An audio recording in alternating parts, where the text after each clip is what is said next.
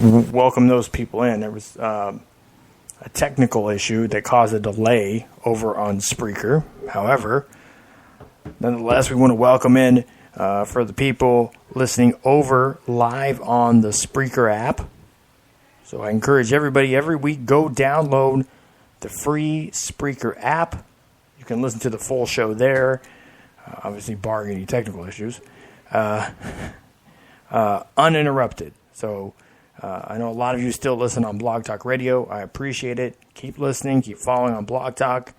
It's the first 2 hours of the show, as always. Overtime segment not available on Blog Talk until you listen to the full version, the full podcasted version of the show.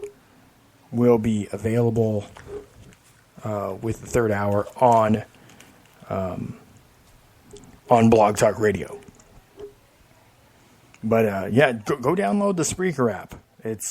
And follow us over on Spreaker, so you get all the shows on over there.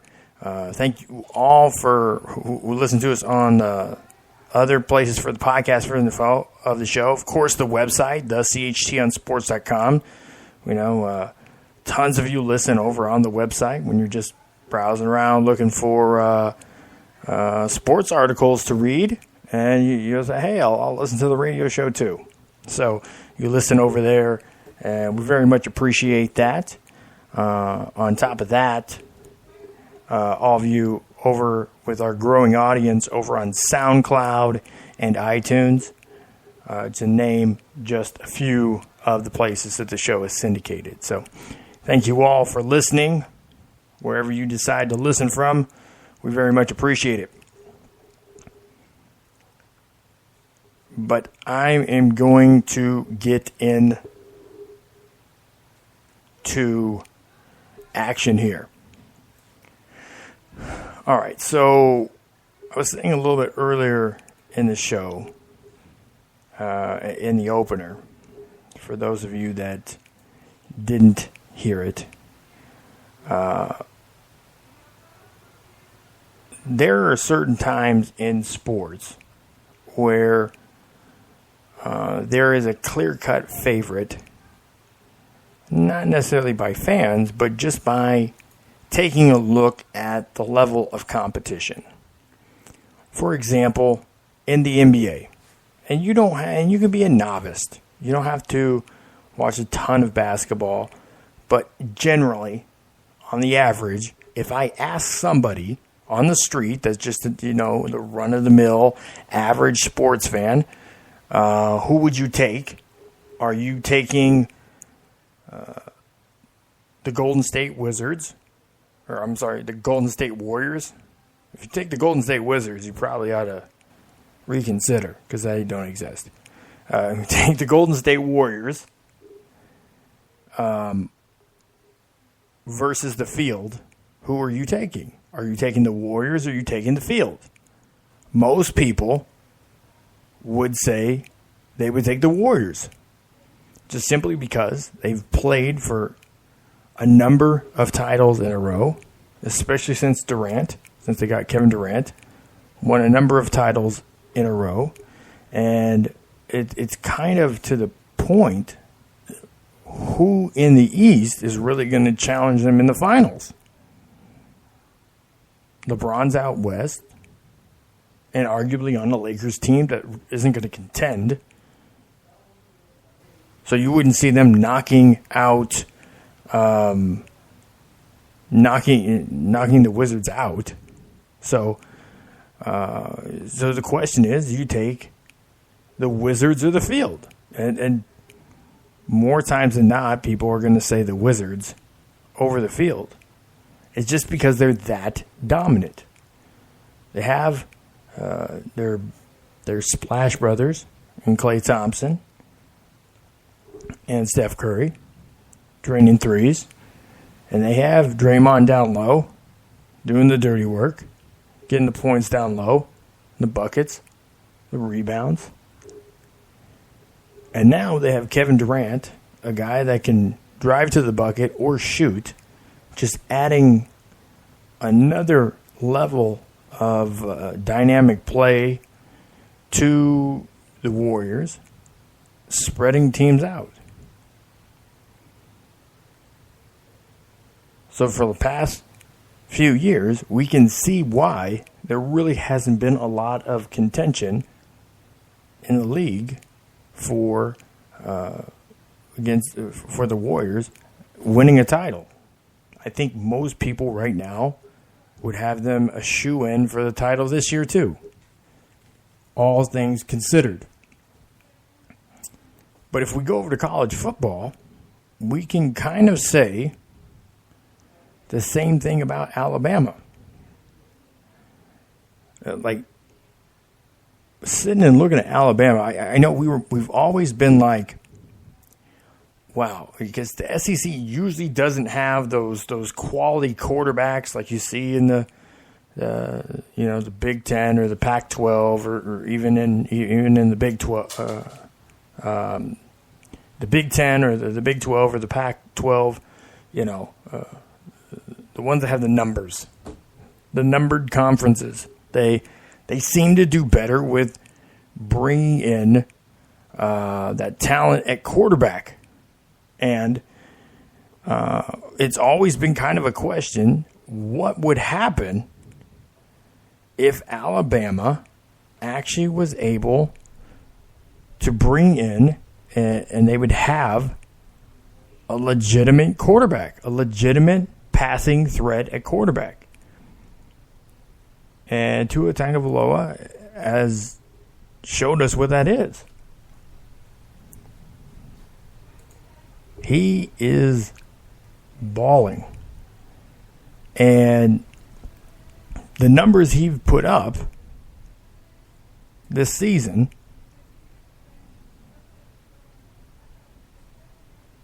are amazing for it's a team, it's run first team. Alabama has not stopped being a run first team. Tua has completed 72.5% of his passes for 1,033 yards, an average of almost 13 yards per attempt, 12 touchdowns, and no interceptions. His passer rating is 230.5. He is balling.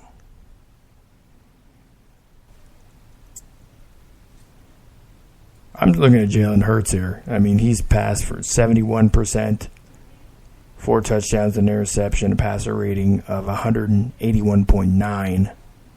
He needs to not play in any more games. They give you 4 games. He needs to chill. Be a graduate transfer with 2 seasons left. Anyways. That's the running side. Tua's also put up 2 rushing touchdowns. He's banging out 15 yards. 15 yards is the longest. Almost 6 yards a carry for 103 yards. The kid has over 1,100 all-purpose yards. And 14 touchdowns. No turnovers. So we wondered what would happen, And this is what it is. Alabama right now, especially with Tua, but even without Tua, we've kind of sat back and thought, it's pretty much Alabama or the field. That's pretty much the question that's been raised most every year, right? Alabama or the field. And as much as it is you can go through and we can, scratch off maybe a close game or a loss here or there, at the end of the day, I don't think there's many people that don't see Alabama in those final 4 teams and in the playoff or playing for a national championship. Really, if you look at it.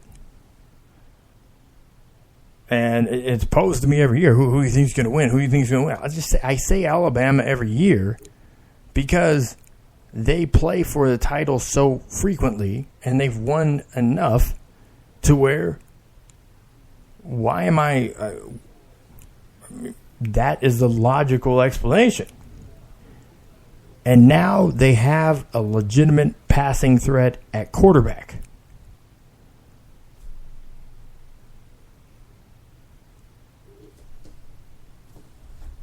I'm not going to say I don't see Alabama losing.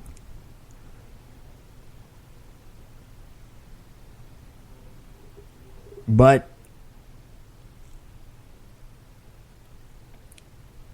I would take Alabama over the field. And that's where we're kind of at in college football. Now,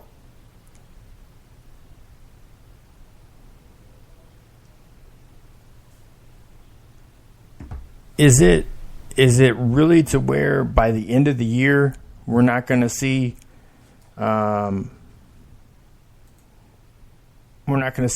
with a loss? I don't know. They've played quality teams this year so far. Louisville is in the ACC. They're that program is more on the downslide than upslide. It's on a slide rather than a climb, I should say. Arkansas State, they've been competitive within their conference the last few years. Mississippi or Ole Miss, they have issues with sanctions. But up until the Alabama game, they beat Texas Tech by 20. They both raised a directional school. They lose to Alabama, and they beat Kent by, 21? By 3 touchdowns. So it's not like they're putting up garbage. Really, Alabama's a team that they, and Texas Tech, mind you, pulled off one of the historic wins and beating Oklahoma State this past weekend. And then we'll get a little bit more into that. They beat Houston, who has been formidable the past few years. And their sole loss is to Ole Miss, who Alabama just blew out. So, again, it's not like we look at college football these days, and people still try to look at things with the same eyes as they used to. Unfortunately, our issue, I think, not just in this country, but people's issue in life, is generally we get stuck in a time.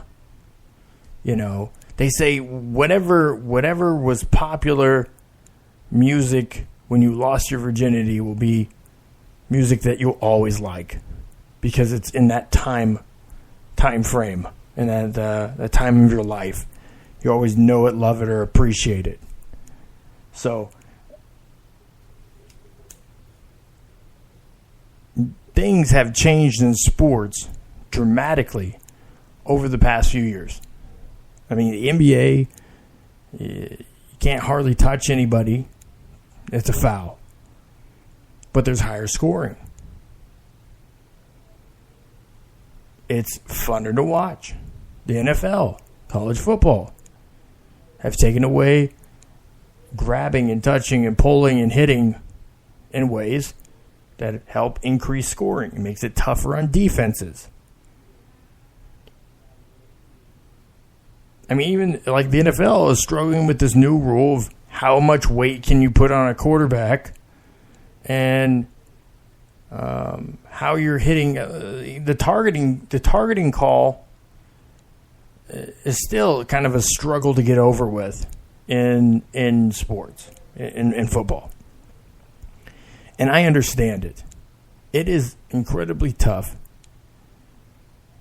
when you're going full speed at someone and you're going to go low to tackle to stay away from the head and neck. And when you start your motion, you're moving towards their hips. And when you complete your action, your shoulder pad hits them in the head. Or your helmet grazes their face mask.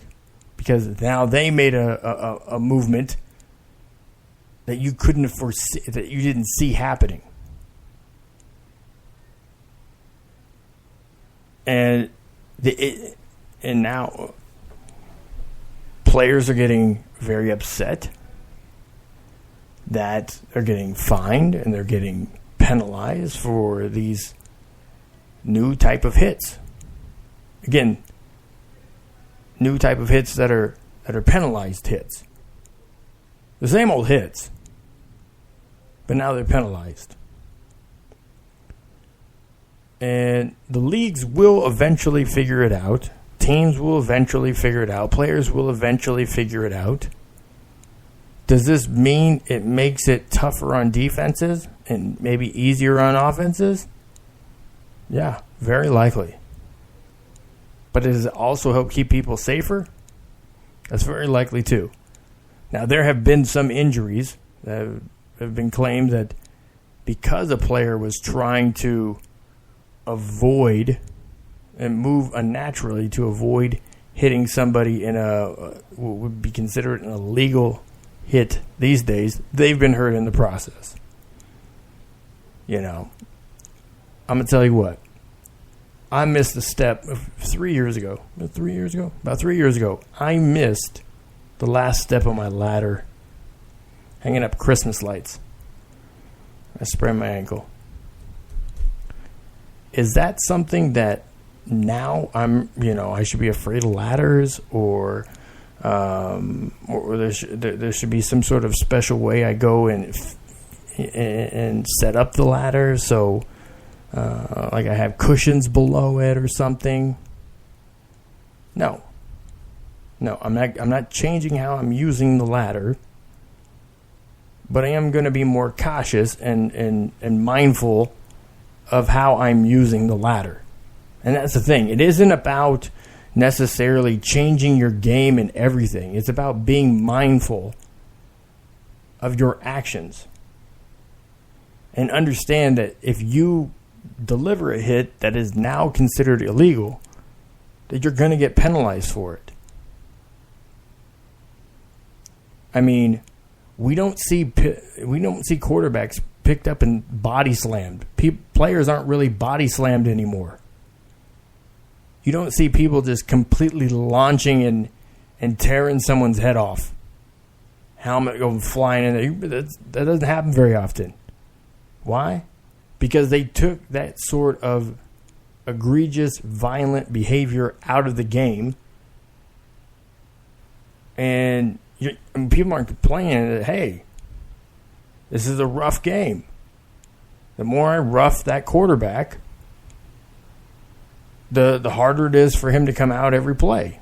And that gives us an advantage. We're supposed to beat him up every play. I don't disagree with that.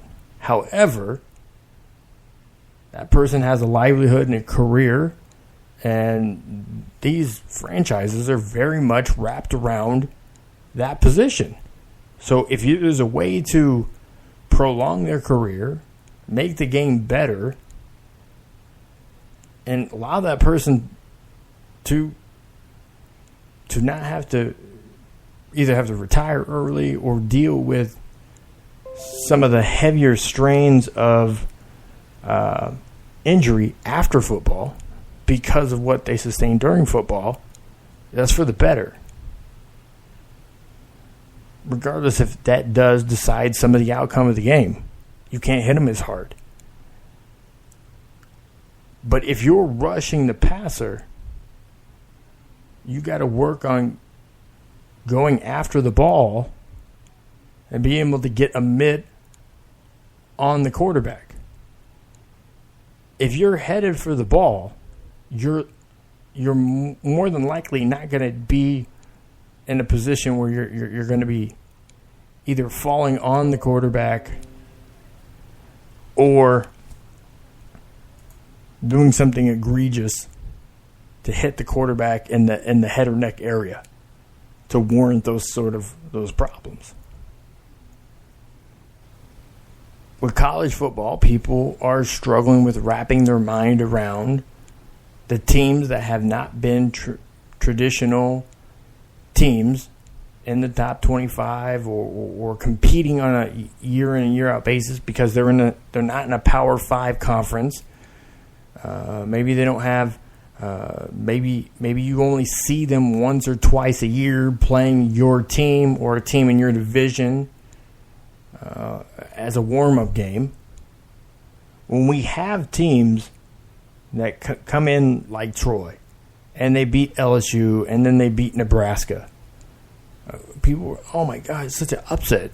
If you really pay attention to where college football is, you know it's not so much an upset, is that it's that much more saturated with talent.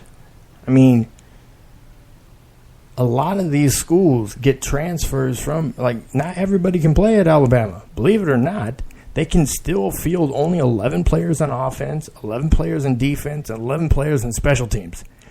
That rule hasn't changed. And they still have 100 and some guys. Right? So if you're a 4 or 5-star, 3-star guy and you want an opportunity to hit the field, and the guy in front of you is balling out like Tua, what are you going to do?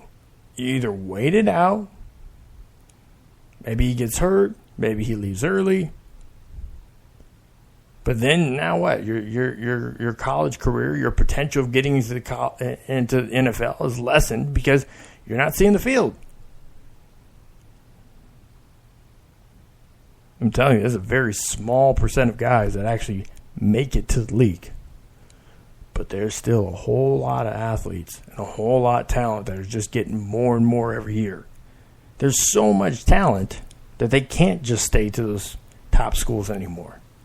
They do, like, Kansas got a 4-star wide receiver this past year. I mean, they had the top wide receiver in the country. The top 10 or top 15 recruit. Kansas. So it's again, we got to be able to stop and understand that, yes, although the Alabamas of the world, we would take, more than likely, we're going to take Alabama over the field 9 times out of 10. But once you get down to the field, the playing field is a bit more, it's a bit more level than it's been before, and people struggle with change. So, but let me bring my my co-host on here. He is the author of the P.K. Frazier novel series. He's also one of our top contributors for college sports and the editor for our golf section, as well as contributing to a plethora of other sites for sports as well. Mr. Kevin Crest. How are you doing tonight, Kevin? I'm doing well. I was listening to your talk about the roughing the passer calls. I think something that they failed to differentiate, and I think they're going to have to use this. I understand from reports today that the competition committee is supposed to meet sometime this week to have a discussion on the implementation and how the officials call these penalties. I think they need to differentiate between when the quarterback doesn't have the ball and when the quarterback does have the ball. I mean, there was a play on Sunday, I believe it was a sack of Alex Smith, I think it was, once again by Clay Matthews. And Alex Smith still had the ball. I think it was a sack. There were a lot of calls this week, and I watched a lot of football, as I always do. I can't remember. But it was Clay Matthews. Has the ball. Right. Okay. If the quarterback has the ball, he's a running back. I mean, he's not unprotected. He has the football. But if he's already released the ball and he's just in the process of having just released the ball, he's in an exposed and vulnerable situation, and I get that. Just like a receiver who is going up to the middle and jumps up to get a ball, and the ball goes over his head, and he's reaching up, and he's totally unprotected. He can't even protect himself. But the quarterbacks so a couple of these calls this weekend were sacks. They weren't roughing the passer. They weren't hitting the passer after he'd released the football. That's roughing the passer. Generally, is after the ball has already been released and you hit it. So I think they need to address that in that capacity, because if he's got the football, he's a running back. I mean, he's a football player, and so I think we'll see some of that addressed this week. I'm interested to see how they adjudicate this, because I gotta tell you, and what they're concerned about now is fans are just going, I'm not watching this crap. This isn't even football. This isn't even fun to watch.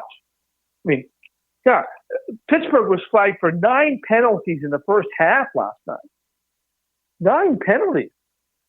It was almost unwatchable. It was like, oh my gosh, what am I watching here? It wasn't fun to watch. It wasn't a good product, And if anything, the NFL has benefited from a fantastic product on the field, and that's why it's so popular.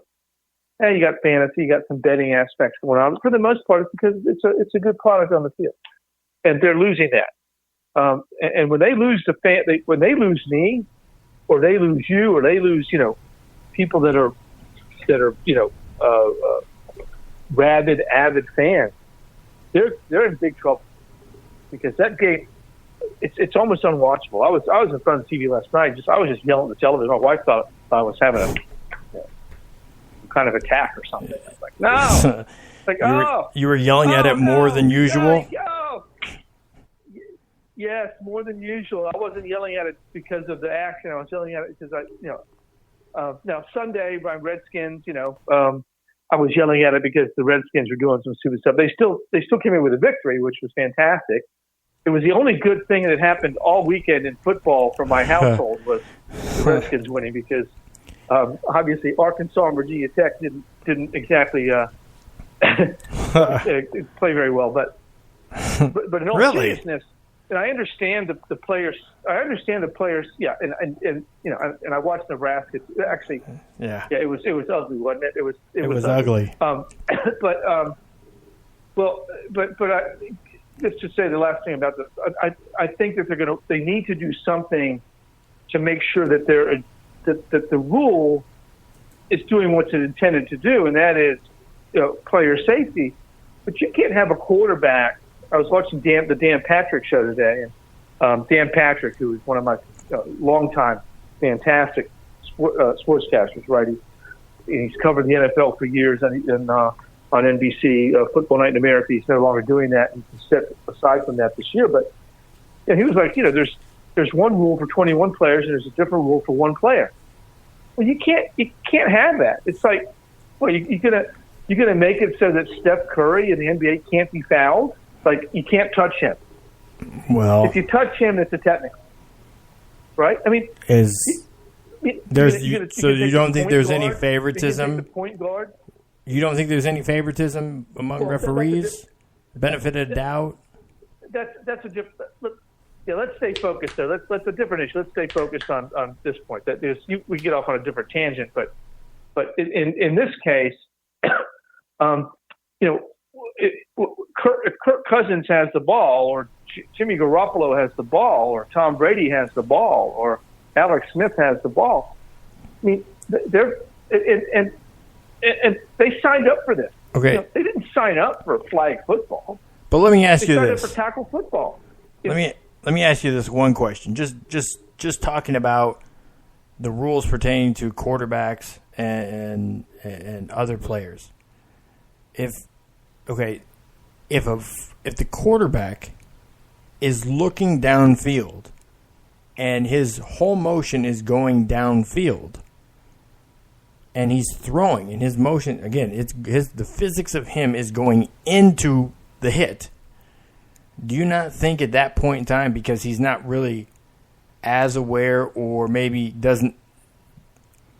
he's putting himself in a more vulnerable situation trying to get rid of a pass, don't you think that he is vulnerable just as much as that receiver going up to get the ball at that time?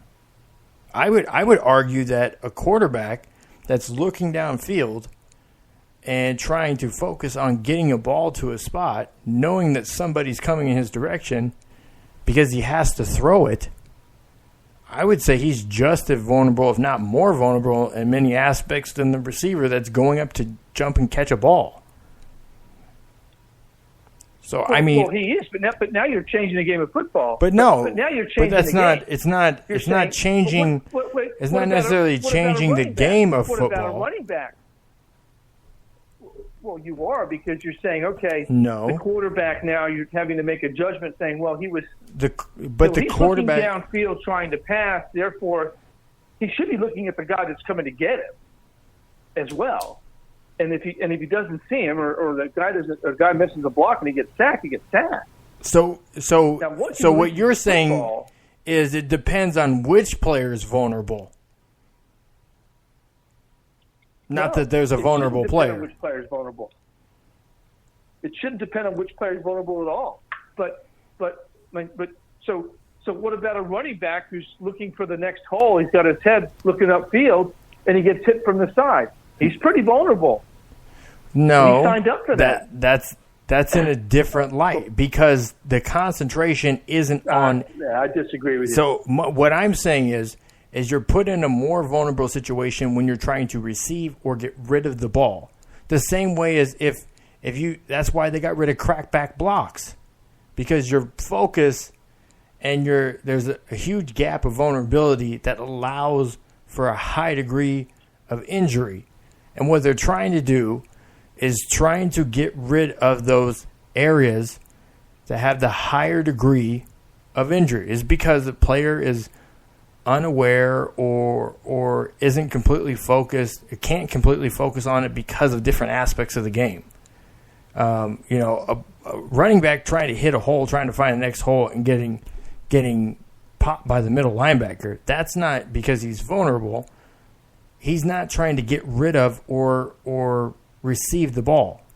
He has it. So he's going, a lot of running backs are going and looking for contact, or to a situation where.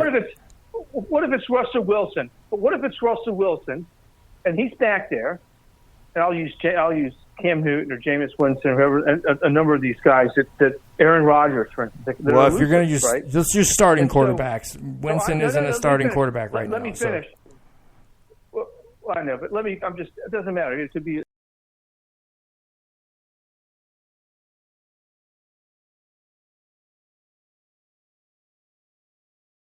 On you, the quarterback, Matthew Long.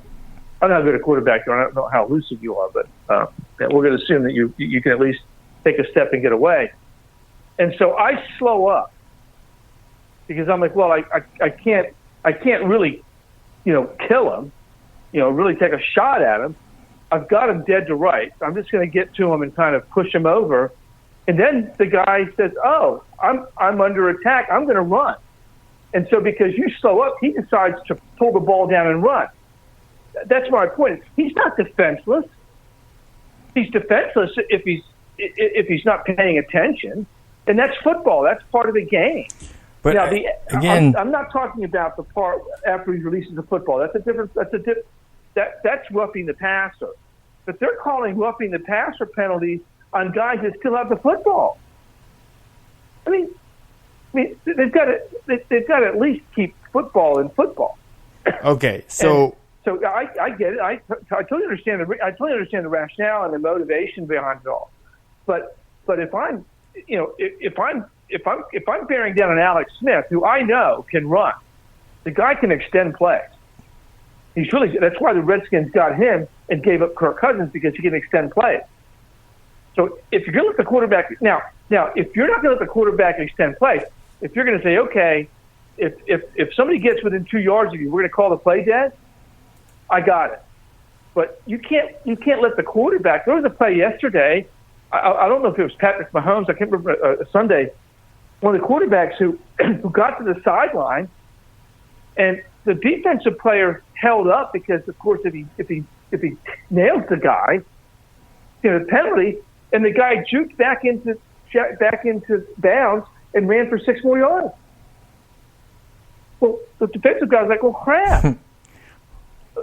I'm damned if I do, damned if I don't. Josh, they've got to do some more work on this, right? Josh Allen hurdled Anthony Barr. Josh Allen, the quarterback, hurled a 6'4" defensive end outside linebacker. And he won't do that again, by the way.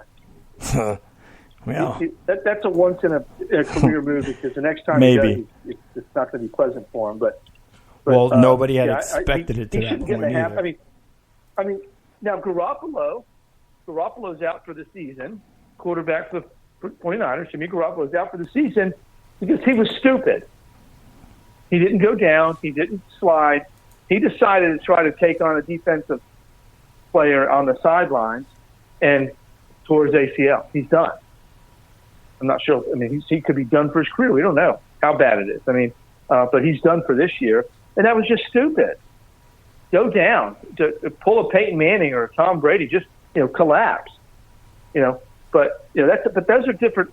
I'm talking about the passers that are standing back there with the ball in a position to make a play, and they get sacked, and the defensive guy gets a call. I'm talking about a very specific subset of instances here. That those are the ones where, as a fan and as a journalist, as a watcher, I'm going, okay, that's not right. That's not football. And it wasn't like they were, and it wasn't like it wasn't helmet to helmet. It wasn't vicious. It wasn't, the hit was by the book. It was heads up. It was just, it was just a sack. I mean, they had, Ben Roethlisberger talked about it after the game last night. He's like, this is getting ridiculous. He said, I agree when you're really in danger, but this is ridiculous. This is getting out of hand. And that's a quarterback talking. And he even said, these rules are supposed to benefit me, but this is ridiculous. So when a quarterback and a future Hall of Fame quarterback at that, most likely, I can't say for sure, but I think Ben's going to be in the Hall of Fame, but says, hey, that's a pretty safe bet. This is getting out of hand. Huh? I think Ben Roethlisberger to the Hall of Fame is a pretty safe bet. Yeah, I think it is. I mean, obviously I don't like to speak, but he's probably a future Hall of Famer from a MAC school, by the way. I'll throw that in real quickly. But,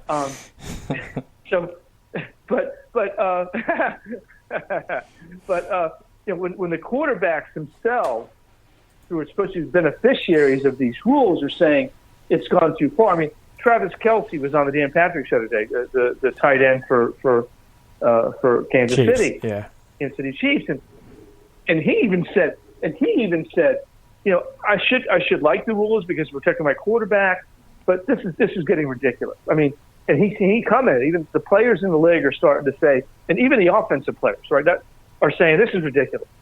So they're going to address it this week. I hope they make some progress. I hope they come out with some a little bit different. I mean, what prompted all this was 2 weeks ago the Clay Matthews hit on Kirk Cousins, which, by the way, negated an interception and paved the way for the Vikings to gain a tie with the Packers in that game. So that call actually impacted the outcome of the game, which is, you never want to have a judgment call do that. And that's the call where Clay Matthews actually put his hand down on the ground to keep himself from putting his full body weight onto the quarterback. And then the league said, that's exactly what we want to get out of the game. And I'm like, you got to be kidding me. He did everything right. He did everything that he should do. Kirk Cousins was not in danger on that play. Clay Matthews had his body under control. He was just making just trying to get a sack. And so hopefully we'll see some change in that. I mean, listen, our son until a couple weeks ago played football, and I mean, injuries are part of the deal. You want everybody to be safe. Player safety is of utmost importance. I agree, but in a couple of those cases, there was no head trauma. There was no head trauma potential to those hits, and they were still flagged for a personal foul. And that's where I think the officials have to get better at that. And by the way, they should bring replay in. They say, well, we don't want to bring replay into everything, but if you're talking about a penalty that impacts the game and impacts fines and things like that for players, I mean, listen, the guys in New York have a way better view of things than the guys on the field. I mean, you got 6 cameras at minimum working an NFL game, right? Yeah. So, if you got a situation like that, let the guys in New York look at it and weigh in on it and say, no, we understand what it looked like in real time. We slowed it down, and they can do that in a heartbeat. You don't have to go under. It's just like Major League Baseball. They're trying to give the guys on the field all this control, and the Major League Baseball umpires act like I don't know, it's like they have the keys of the kingdom. But come on, guys, use technology, because if they look at that hit, and where I really have a problem is that the NFL officers looked at that hit by Clay Matthews on Kirk Cousins, and after looking at it, still said it was a bad hit. And that's the problem, is if that's a bad hit, then you might as well just start playing flag football. Because every expert that I listen to, and I listen to lots of the talk show, Dan Patrick and Rich Eisen and NFL Live guys on ESPN, all those guys, they were like, there was nothing wrong with that hit. And if the NFL is going to rewrite the rule book in a big way, then they better rewrite it in a big way and get it right, because I mean, that's not entertaining to me when a quarterback gets free reign back there. You're gonna have 52 to 45 football games, and I know some people like all the scoring, but I don't. I think there's still a defensive aspect of football that I think people want to see, and so it's still football. And if you're gonna make it not football, then but people have to adjust to that. But I think they're probably going to make some adjustments to this. I think they'll get it right. I mean, I think they will eventually through the course of the season. And of course, you can maintain that in that game, even though even though the Packers didn't get that interception, they still had to stop the Vikings, and they didn't. So, should one call, and I'm kind of arguing with myself here, but let me ask you this. Should one call decide a game? Not usually. I mean, but they got to get something, because it's not so much the impact of the outcome of the games, but it's viewers going, this is unwatchable. I mean, there's just too many flags. I mean, there's just too many. So last night is it that the game last night was just torturous. Are you just completely against the notion that the hits on the quarterback? Let me ask you this: would you concede that there is times when there's a level of necessary violence and then unnecessary violence when you're tackling somebody? Would you concede to that? Absolutely, and I'm not. Listen, and I'm not saying that the rule is bad. Okay, what I'm saying, however, is when a quarterback or a player still has the ball in his hand and can make a football move, okay, which I think I want to say it was Alex Smith yesterday, who was sacked. He wasn't hit after a throw. He wasn't hit, when he was defenseless. He had the football. He could still throw the football. So, to me, if you want to keep your quarterback safe, then block somebody, right? Or get your quarterback to get rid of the ball more quickly, which is what the good quarterbacks do. The great quarterbacks have always done it. Even the ones in the league. What? You hardly ever see Tom Brady, Drew Brees, Rivers, Stafford, Ryan. Those guys hardly ever receive a full-blown hit because you know why? Because they're really good at what they do. So I'm just talking about. I concede that yes, we should keep the game safe. We should keep players safe. You want the game to continue. We don't want 4 players a game to be in a concussion protocol. I totally agree with that. But when you have a football player who has the football and isn't even hit helmet to helmet, those were not bad hits. They were clean football hits that did nothing to endanger the health and safety of the player that upon which the hit was inflicted. That's what I'm saying. So in the situation of Kirk Cousins, I myself don't feel like it was something that was egregious and that he hit him in a way to try to take him out of the game or anything like that. However, no, it wasn't violence at all. The ball was already released from Cousins' hand when he got hit. So in that case, I see more of a case for the official erring on the side of safety. I get it. Okay. And by the way, Clay Matthews, he's a tremendous athlete.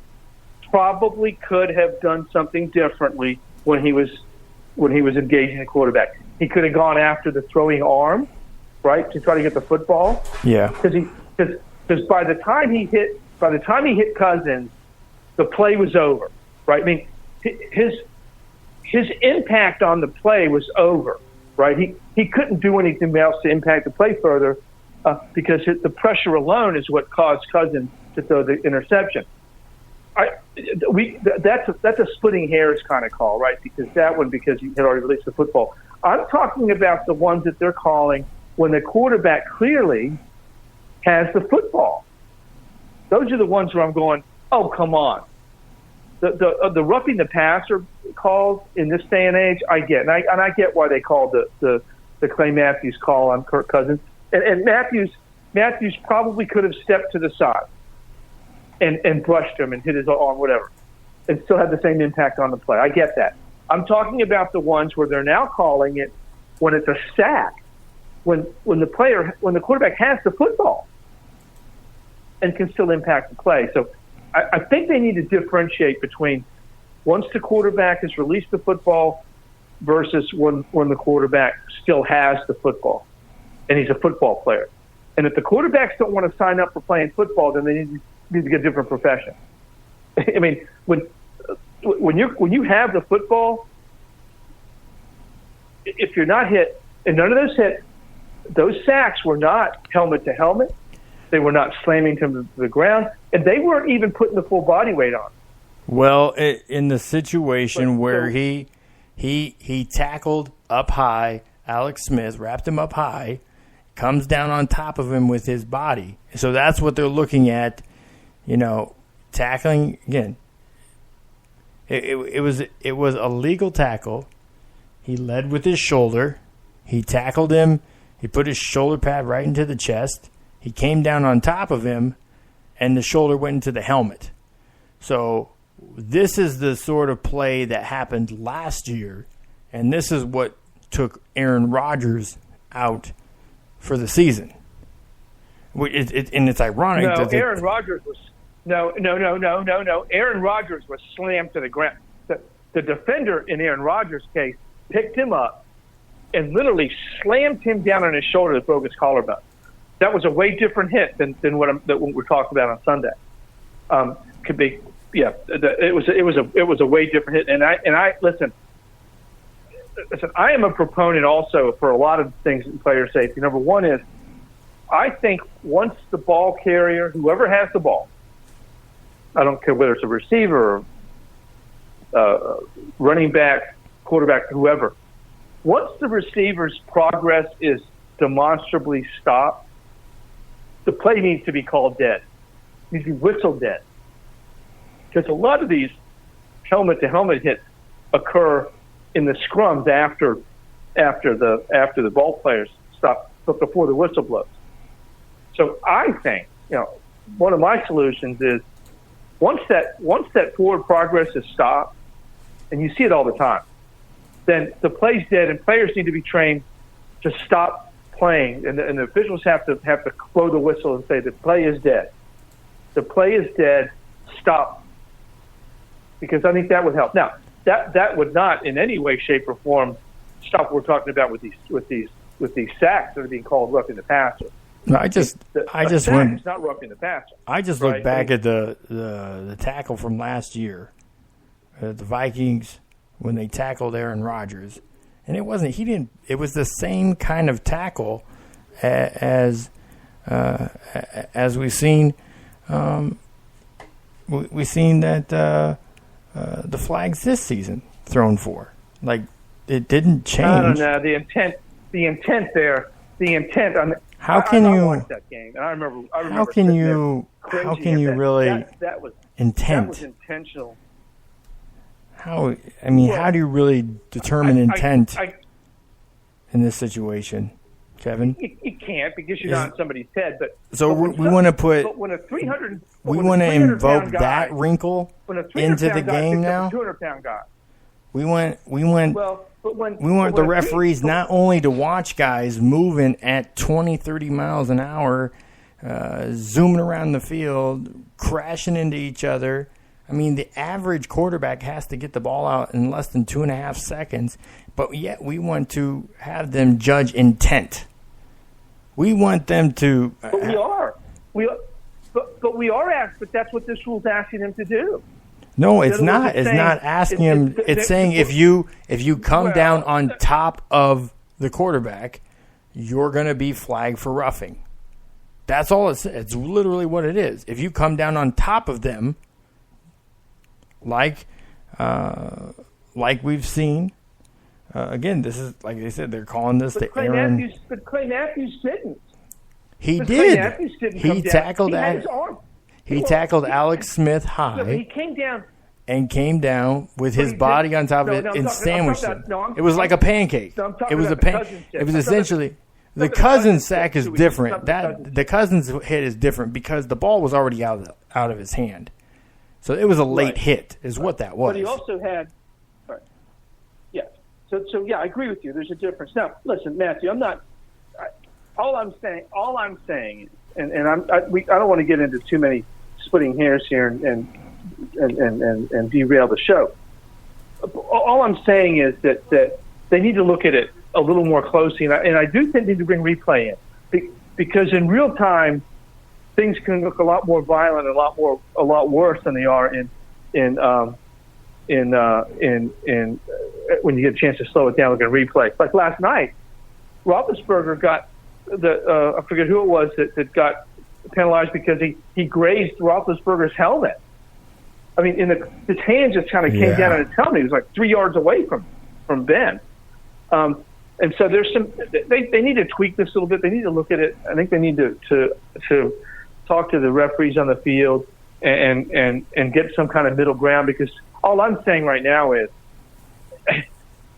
I was watching golf Sunday afternoon instead of watching the NFL, and the NFL needs to be aware of that because the games are not as entertaining as they were in the past, and so I switched over and I watched Tiger Woods play golf Sunday afternoon instead of watching. Well, that was the key word. It was Tiger Woods on a Sunday.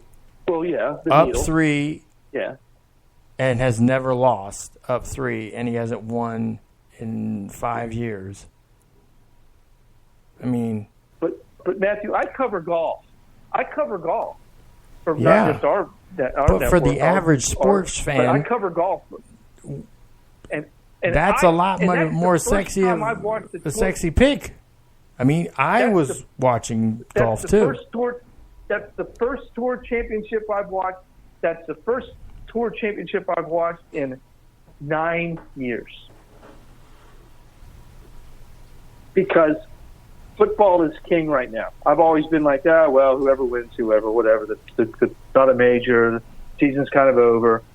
But I was watching, and that's a different subject. But my point is, though, that it was a combination of two things. It was a combination of the games have become, especially early in the season, because the preseason's meaningless and they can't practice. They can't do much in practice.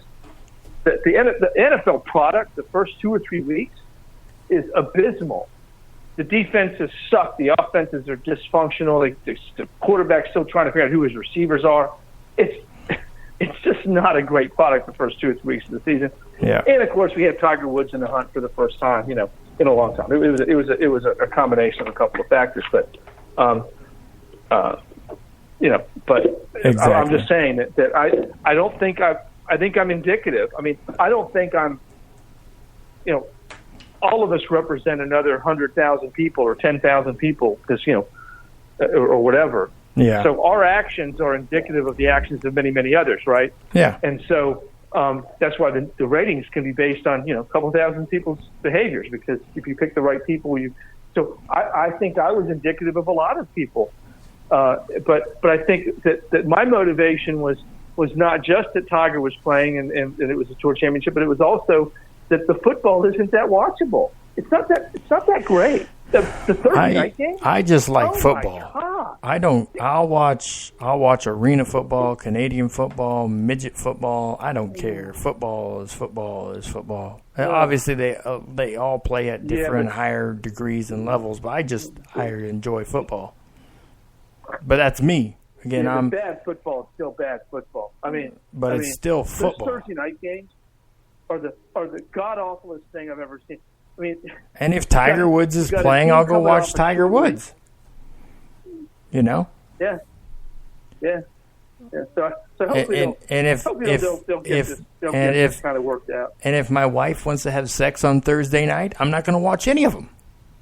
Well, yeah. I'm just saying if there's something else that's better that comes along, I'm going to go with that option. But let me bring on. Especially now that Nebraska. I know. We're gonna. Nebraska certainly not any reason to watch football on Thursday night, right? You gotta be kidding. Mike wants to rub that in too. I'm standing here. I'm in front of the firing squad. I'm gonna let you guys take shots here. But let me bring on. He's the host of Take That L on the GoLong Media station here on Blog Talk Radio on Wednesday nights from 8:30 to 11:30, and he's also a contributor for college football as well as Michael Brewer. How's it going, Cali Mike? Hey, what's going on, man? How you going, Kev?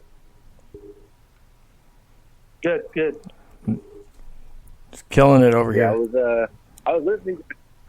I agree with Kevin, man. I think I've been noticing it, for a while, and the product has changed, and I think that it's going to get to a certain point, and I've said this before, that the NFL that we're going to see is not going to be the same NFL. I mean, you look at, and it's, like I said, it's not to say that things were better before, because, it was clearly much more dangerous, but, it was for sure more exciting. I mean, you can't, you look at 80s football up until the 90s, and I don't want to blame Tom Brady, but I'm going to blame Tom Brady. But now that you got this era of the quarterback that's even more of a prima donna than before, to where you can't even touch him. It's like, the hits are gone. I mean, that used to be the thing that people like non-football fans used to turn into football to see big hits, and now we don't see big hits anymore, and it's like I said, I mean, it's a necessary, because the sport was far more dangerous back then. You got so many players, that are coming out with CTE and, these other injuries, but it's definitely not the same product.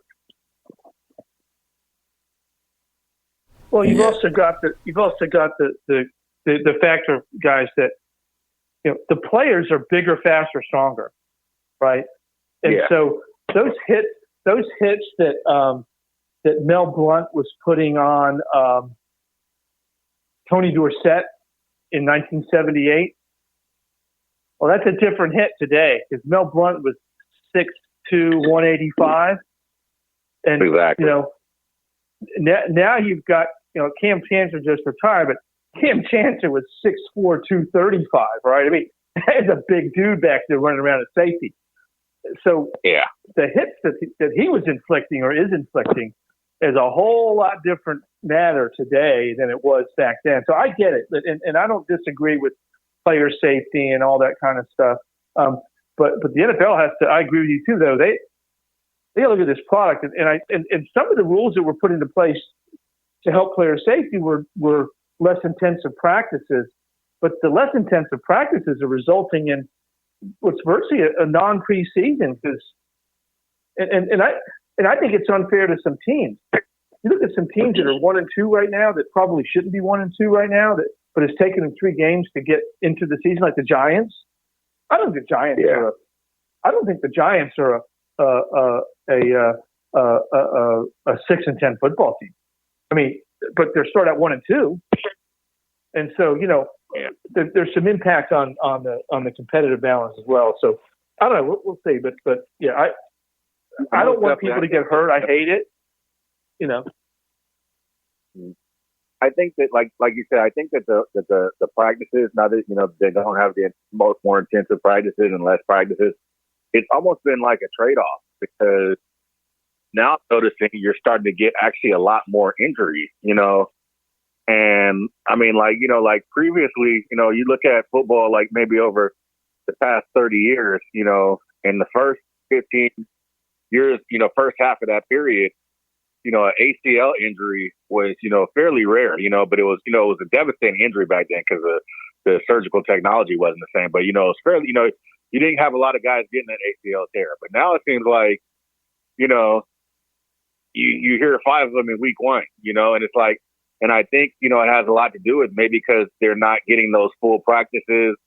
And, like I said, I mean, a lot of guys, they work on off season, but, football is a sport to where, you gotta, your body has to kind of get in that mode to take those hits, putting it, your knees, turning a certain way. And it just seems like you're seeing a lot more of those. And I'm wondering, is that maybe a result of them not having, more practice, and getting their bodies in take more punishment. I was talking with a trainer. He primarily trains offensive and defensive linemen and pass rushers, and unequivocally, that's sort of the thing. If you're playing a contact sport, you have to do contact training. So a lot of the stuff, the plyometrics, the agility, the stretching, the things that the yoga and stuff like that is all good part of it. But if you're not putting weight and you're not putting the same kind of stress on your joints, on your muscles, and you're not essentially putting your body through that sort of a training workout in the off season, then it's not prepared for it during the season. You'll never see a boxer that just did jogging and just did the heavy bag, and the speed bag. They all spar. Some guys actually just spar. They won't do the other stuff. They don't do the running because they think they get enough cardio in the ring sparring, which is really good cardio. But still, again, nonetheless, you don't hear anybody that doesn't spar. And that's the thing, is they've taken that sparring out. And it's lower contact. Again, you ask, whenever you're telling somebody to do something at a percentage, you're now, again, how do you determine, like, Mike, if I tell you to punch me in the face 50%, how do you know if that's 50%? I mean, I don't want to risk getting punched in the face only 50%. It might be 80%. I don't want to get hit in the face at all. But how can you ask somebody to do it to a degree of something? You can say, don't go all the way. Don't try to go beyond what you think you can do. But how do you say, yeah, we're going to go 60% today? About 80%, no pads. Like, you know, that's the thing is like, so you're going to tell me guys that are looking to make a roster just because they don't have pads on their hips and knees that they're going to go 80%? Hell no, those guys are going 100%. They're just not wrap-up tackling somebody, but they're going 100%. They're trying to get through every block. They're trying to get through to every ball. They're trying to get, don't tell me that there's a percentage of something there. It's asinine. But yeah, if you're taking contact out of the training, you're taking contact out of the preparation for having contact. So when you're getting contact, you're less prepared for contact. It makes perfect sense. Well, and also, guys, and also, Michael, I mean, and Matthew, is I want to say first-year coaches, I want to say none of them won a game until week 3. But I think one of them might have won a game in week 2. I can't remember. But when you think about this, Herm Edwards just 3-0. The reason that they didn't win, the reason they didn't win a game was because they weren't able to really effectively get their new system into the organization until they played games, right? Like, I'll take Matt Patricia, for instance. Detroit looked way different last night than they did in week 1 against the Jets, right? I mean, they looked really good last night. Was it last night? Sunday night. The Lions-Patriots game, Sunday night. So it's taken to week 3 for Matt Patricia to even get his act together. I won't even mention what John Gruden's doing in Oakland. I don't know what's going on over there, but and he's 0-3. But I'm not sure he really cares at this point. He's got a 10-year, $100 million contract. Yeah, but my point is that and I'm agreeing with you, Matthew, that if you can't really simulate a game in practice, how are you going to come in as a new coach and implement new systems and new routines until you get to the season? Because preseason they don't play. I mean, preseason is such a joke now. I mean, I was a season ticket holder at Atlanta for many years, and I didn't even count those as games. I mean, I was paying for 10 games, but just figured it was 8 because it was a joke, and it's even more of a joke now. I mean, I think there were only like 3 or 4 starting quarterbacks the entire league that even started game 3, which is usually the big game. So as a coach, what do you do? So now what are you going to do? So Pat Shermer with the Giants win week 3. The Lions win week 3. Those are new.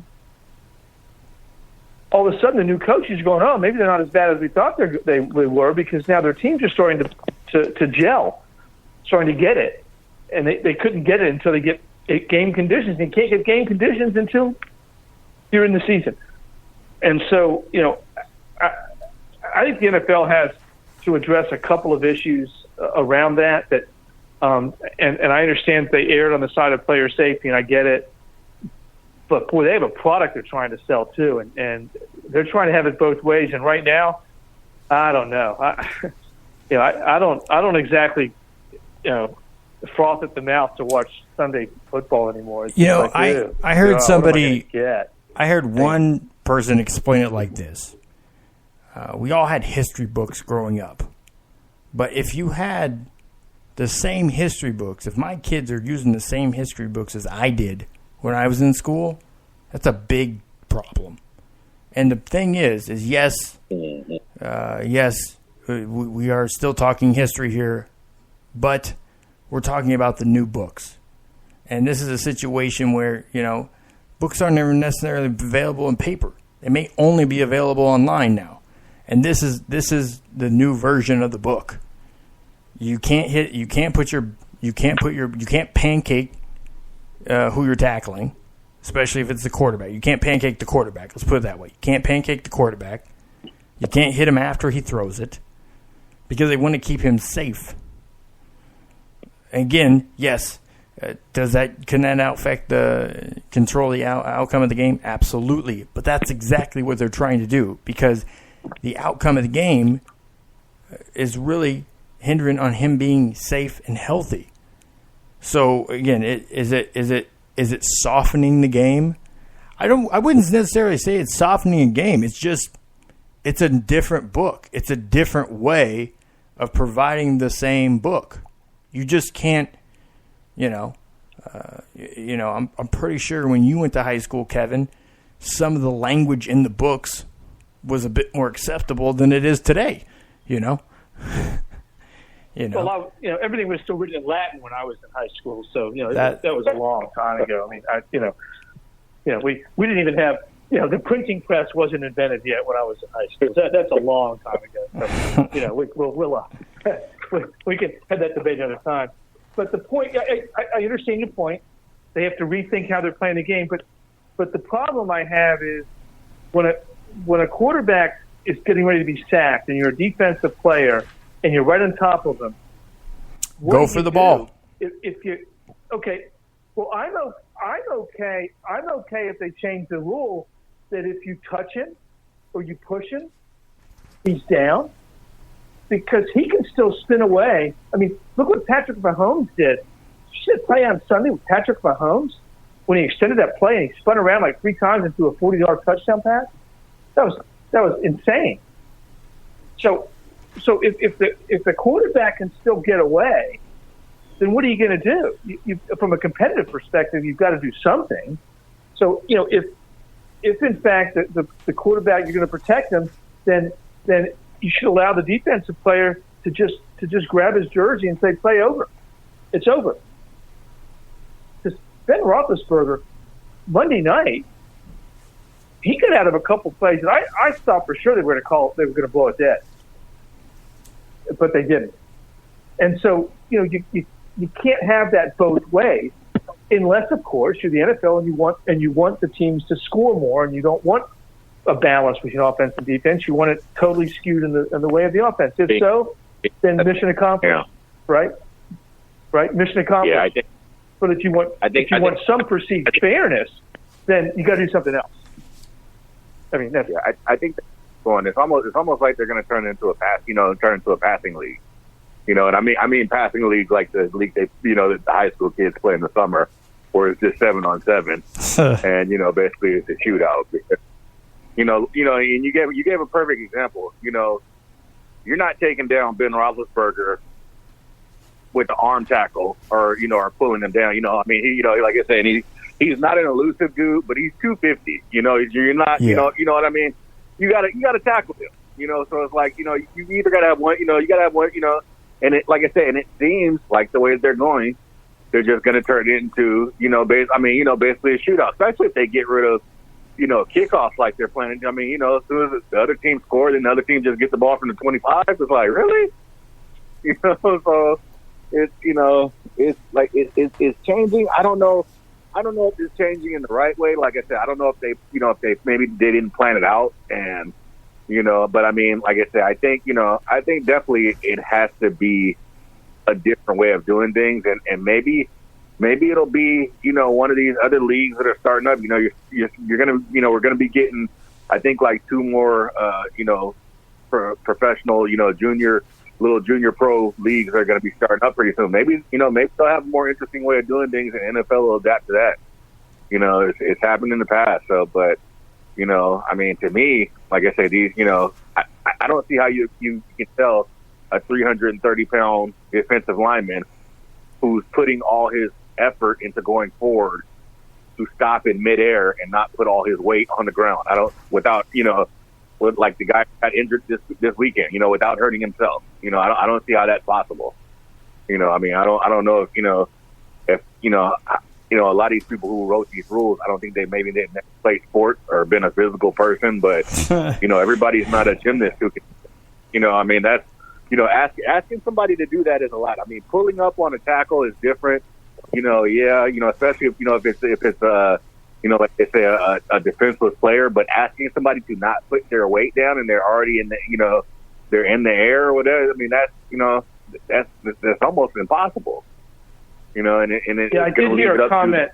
I did hear a comment from somebody this week about the fact that the people writing the rules haven't played the game, because the players only get one vote on the competition committee.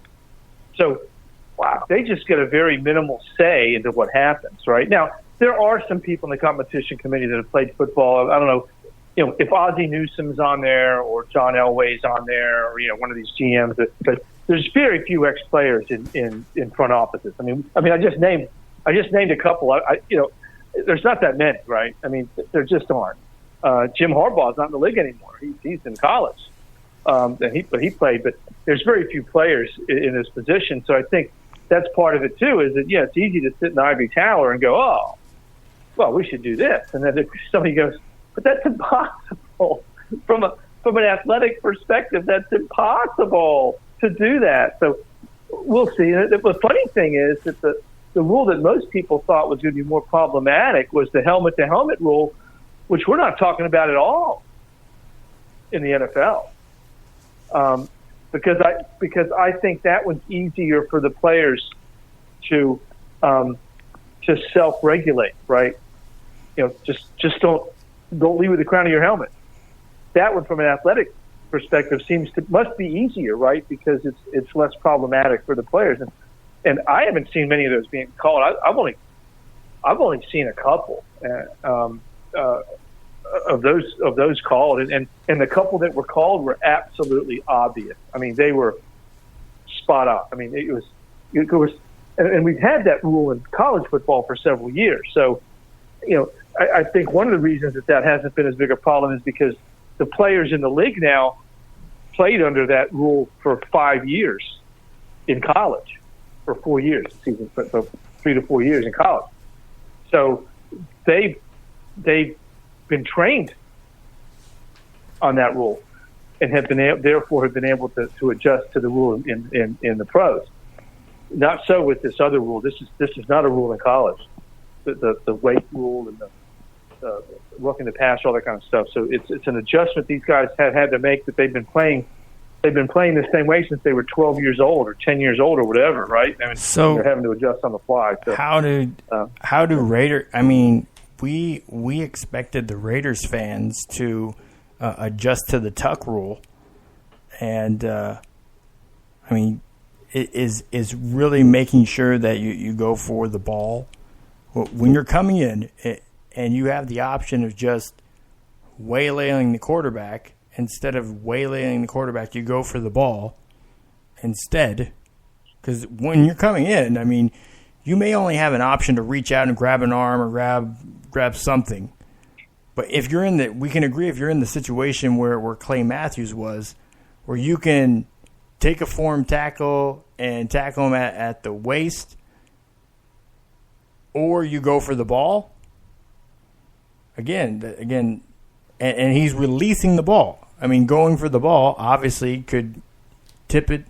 I mean, I think there's a lot more better outcomes with tipping or going for the ball in that situation than actually going for the tackle, because he had to know that he wasn't going to get there. I heard Von.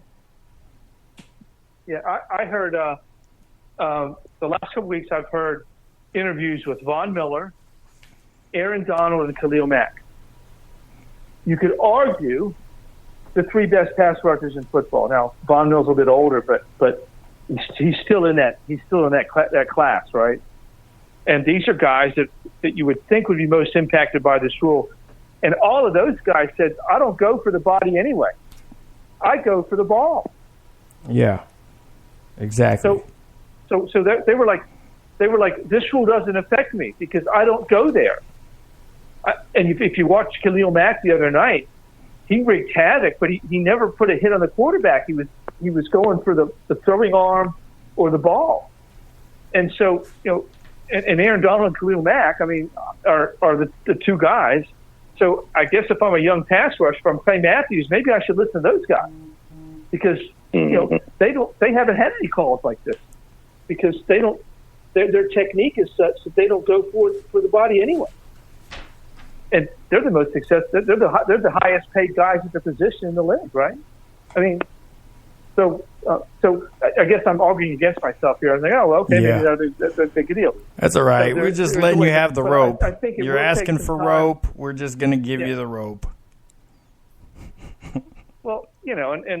like my wife says, I'll take the rope and hang myself every single time. I'm not good at not taking the rope. I'm very adept. I'm very adept at tying a noose knot. Okay, I'm very, very good at that. I am so doggone good at that. But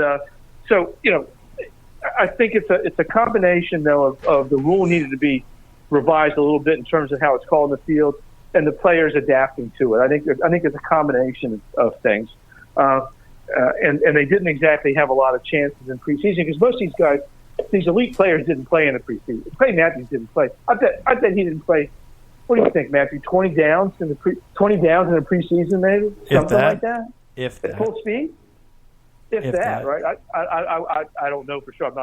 I didn't watch Green Bay Packers preseason games, but I will guarantee you Clay Matthews wasn't on the field very much in preseason because you don't want that guy to get injured. So, but we'll see. But I hope they get it right because I love the NFL. I'm like you, Matthew. I watch football.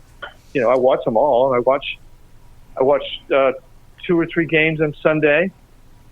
This Sunday I watched the Redskins play. I watched the Rams-Chargers game. I watched the Patriots game. I watched the Chiefs game. I watched the Steelers game last night. So I watched, that's 5 games? That's about all you can watch. I mean, I watched 3 on Sunday and 1 on Monday, 4 on Sunday, excuse me. I watched 4 games on Sunday and 1 on Monday. I mean, it's a lot of games. All right. So let's do this. We're hour and a half in. We're going to switch the pace here. We're going to get into college football.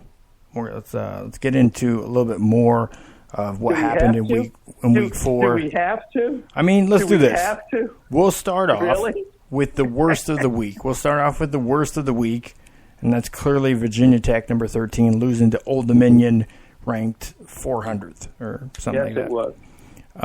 And do you want to hear why that happened? Yes. I can tell you why that happened. Yes. Two things that happened in that game.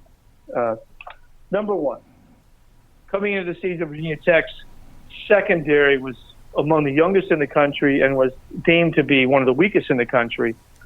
But in game 1, they beat what is now known as a bad Florida State team. Yeah. Okay, James.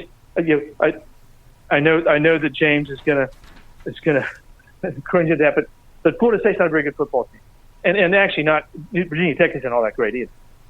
But so the team itself thought, we beat Florida State on the road, we're really good. Oh, they're not. And so what happened was that we got they played Bohemian Ray, which is an FCS school, which I don't advocate because you don't learn anything about your football team playing an FCS school. And they drilled them 62 to whatever it was, but they still gave up 20 points. And then they had a bye. Then they had a week off against ECU because of the hurricane. And so this whole time they've risen to 13th in the rankings. And so the week of practice, apparently, I have a lot of Virginia Tech insider information that I get. Practice was bad last week. The team was kind of going through the motions, and Justin Fuente, the coach of Virginia Tech, told the team, "You guys better get your act together because you're not acting like that team that prepared for Florida State. You're acting like a team that thinks they're really good, and I don't think they're all that good." And they show up at Old Dominion. That's a really big game. I think I mentioned it last week that I'm from that region. Old Dominion had not had a football team until 2009. There's a lot of people in that region that are Virginia Tech and Old Dominion. Those guys have a chip on their shoulder because most of those guys at Old Dominion were probably not recruited by Virginia Tech and thought they should have been. And the secondary still isn't very good. And Old Dominion exploited a very bad secondary. They just absolutely exposed it Saturday night.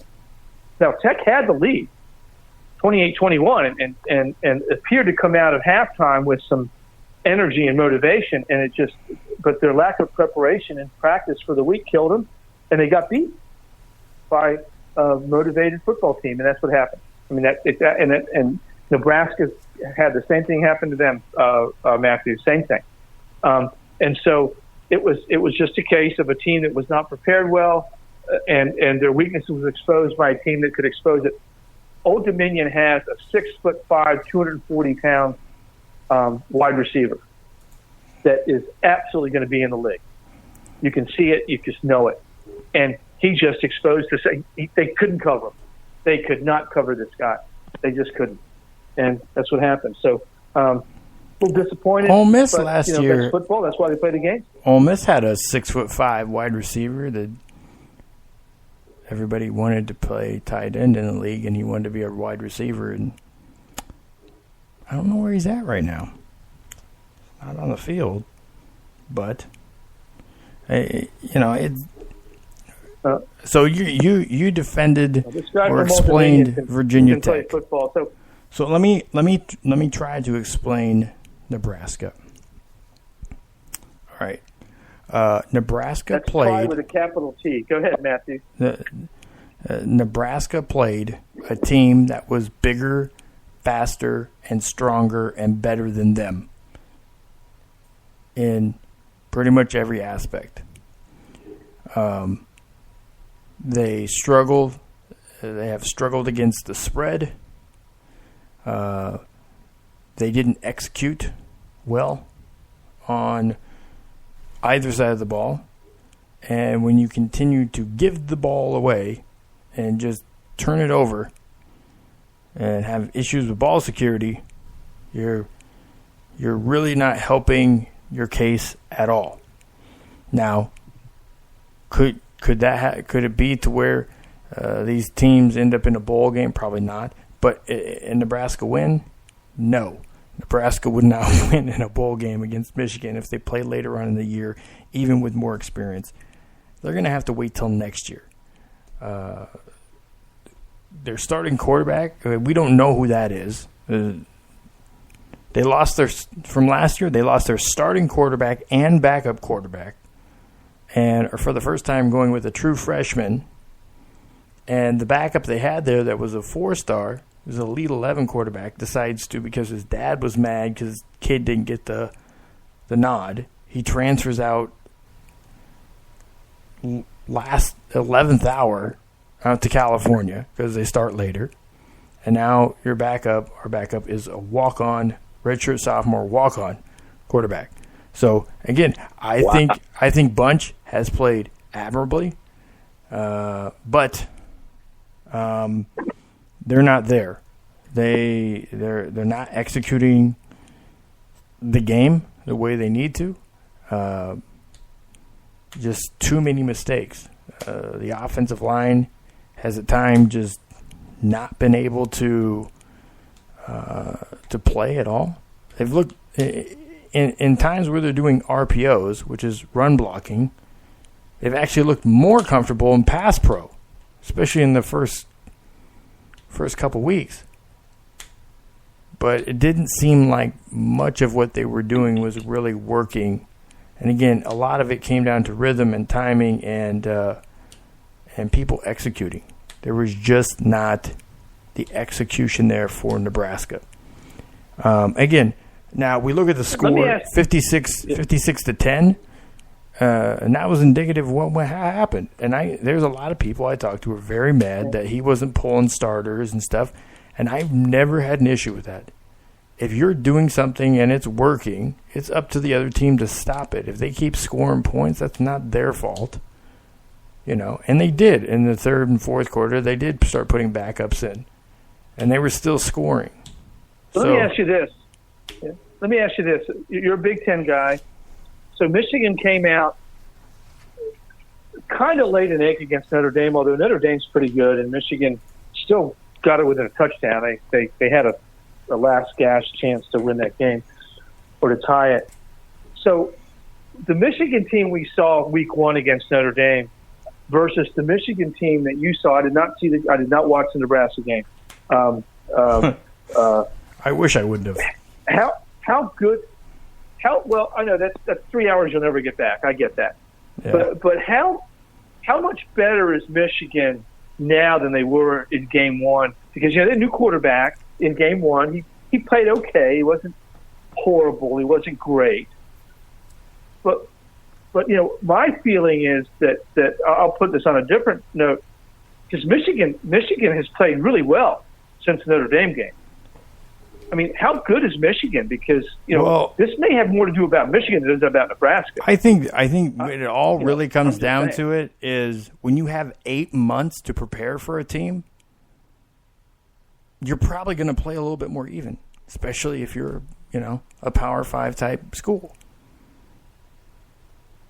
You should play more even. We talked about this last year, Alabama not playing in the SEC championship is a win for Alabama because they get an extra week to prepare for whoever they're going to play on the other side because they're not playing a title game. So more time to prepare is more time to prepare. Yeah, and you give Saban preparation time. That's just like gold. It's just like handing them, money.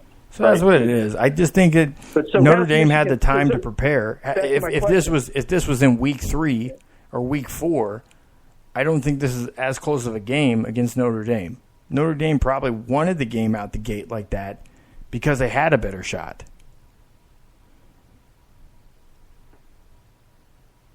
But is Michigan? I mean, and I did not. I think week 2 Michigan beat, but Michigan played who'd they play in week 2? A MAC team, I think. Did they play a MAC team in week 2? I don't know. But I'll tell you just a second. They really played better the last 2 or 3 weeks, and because I didn't watch the game, I never see how Western Michigan is because okay, can they compete? Can they compete with Ohio State? Yeah. I mean, Penn State's not as good as they were. Okay, so but can Michigan compete with Ohio State? Can they actually put the team on the field to give the Buckeyes a challenge in the last week of the season? Because I think that's the big question for the Big Ten. They can, but the thing that's going for Ohio State this year is they finally have a guy, kind of like Alabama, that is a passer, a guy that can pass with precision. And it's not his percentages aren't there because he has these under routes and these little short timing routes and these screens that go for 15 yards after the catch. These are he puts the geometry into the football. He's using physics. He's not just taking the safe high percentage shots. He's throwing the ball. He's passing it. He's doing what you want a quarterback to do. He's a Heisman Trophy. He's a Heisman Trophy candidate for sure. I mean, that guy's a real deal. It just pains me that he's playing for a sleazeball like Urban Meyer, and I'll say that publicly. I'll announce that around the world. Urban Meyer is a sleazeball, and he should not be in coaching. He should have gotten fired for what he did. I can't believe after what's come out. All the stuff that's even come out about the Aaron Hernandez deal when he was at Florida. I mean, Urban Meyer he is such a hypocrite. It's not even funny. Now, I don't dispute the fact that he's a good football coach, but he allowed Aaron Hernandez to infiltrate his program with negativity because the guy could play, and then after he graduated, told the NFL guys not to draft him. Well, if you don't want him to draft him, you should have kicked him off your team. I mean, Justin Fuente kicked his best player off the team Sunday morning because of undisciplined behavior during the game on Saturday. Kicked him off the team. The guy led the team in tackles and sacks. He kicks him off the team because he said, "I don't want this guy around my team." So Urban Meyer has a lot to answer for, and I don't know why he's not being called on the carpet for it. Oh yeah, 3-game suspension. But it wasn't a 3-game suspension. He only got suspended for game days. He was in the facility all week long, coaching the team, and just didn't go to the game. He said, he missed a whole week of practice in preparation. But they did say game suspension, not completely barred from. Well, you know how I feel about the Ohio State Athletic Administration anyway. So we've been through this before. The guy that we thought was going to get canned didn't even get canned. That's a corrupt program, and I'm not even saying. I mean, the evidence is there. I'm not making anything up. Just look at what's public. And those guys are still there. It's a disgrace to college football. It's a disgrace to the Ohio State University. Jim Tressel got canned for something that was far less egregious than what we're talking about here. Women's lives weren't in jeopardy for what happened with Jim Tressel. Yeah. Kids sold some memorabilia. And your boy Mangini, got fired for a lot less too at Kansas, who was back to true form this last week. By the way, only scored 6. And they've never recovered from that. He's the best coach they had in half a century, and they screwed that up. But now they've got Jeff Long as the athletic director at Kansas. Now you're going to see some improvements there. I'll guarantee you.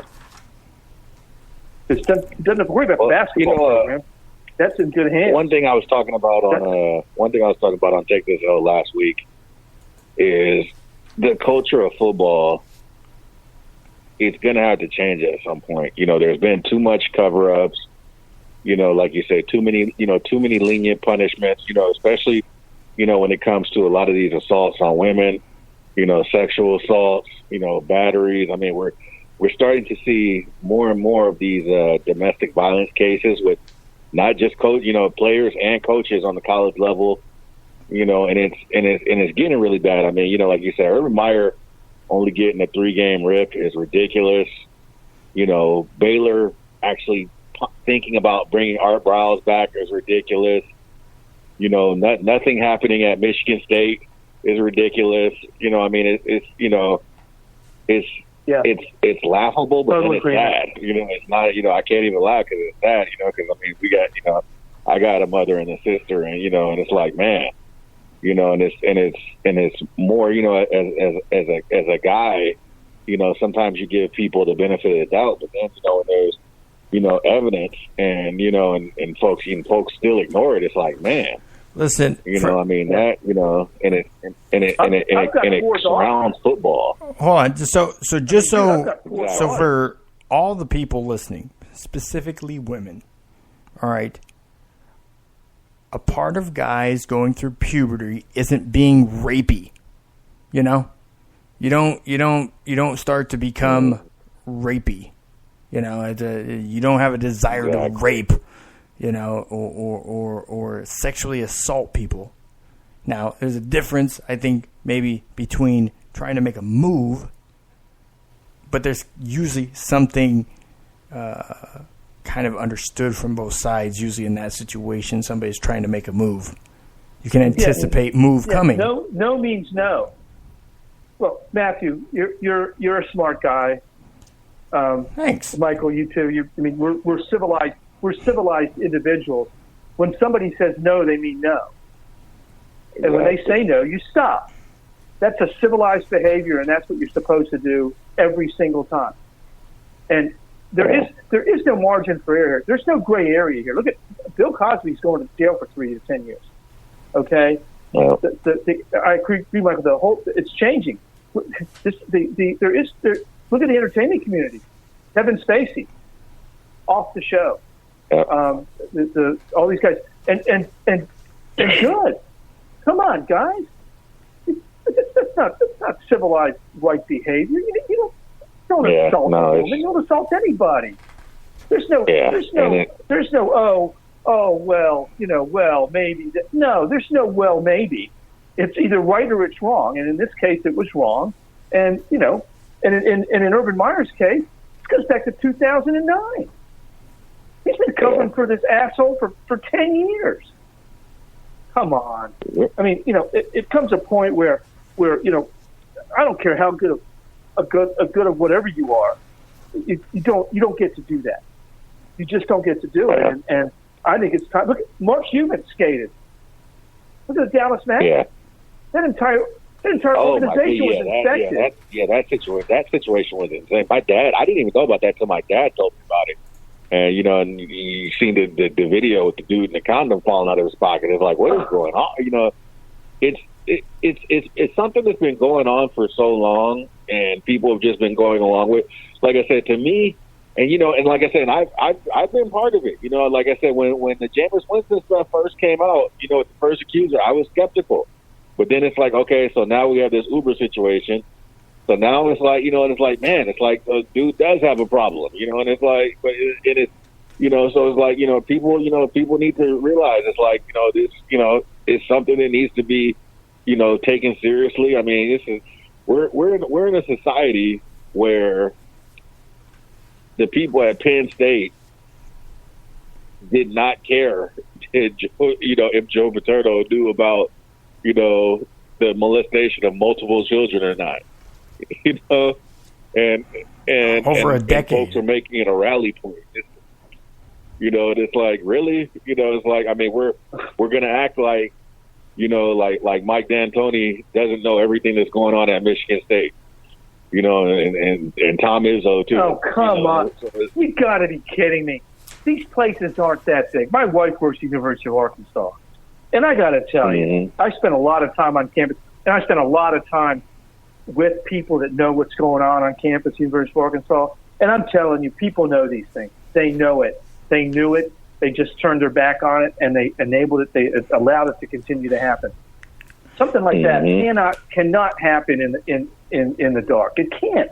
But look, not with social media, not with everything that's happening today. I'll put it like this: they make a choice. They make a choice. Yep. They choose to allow it to continue to happen.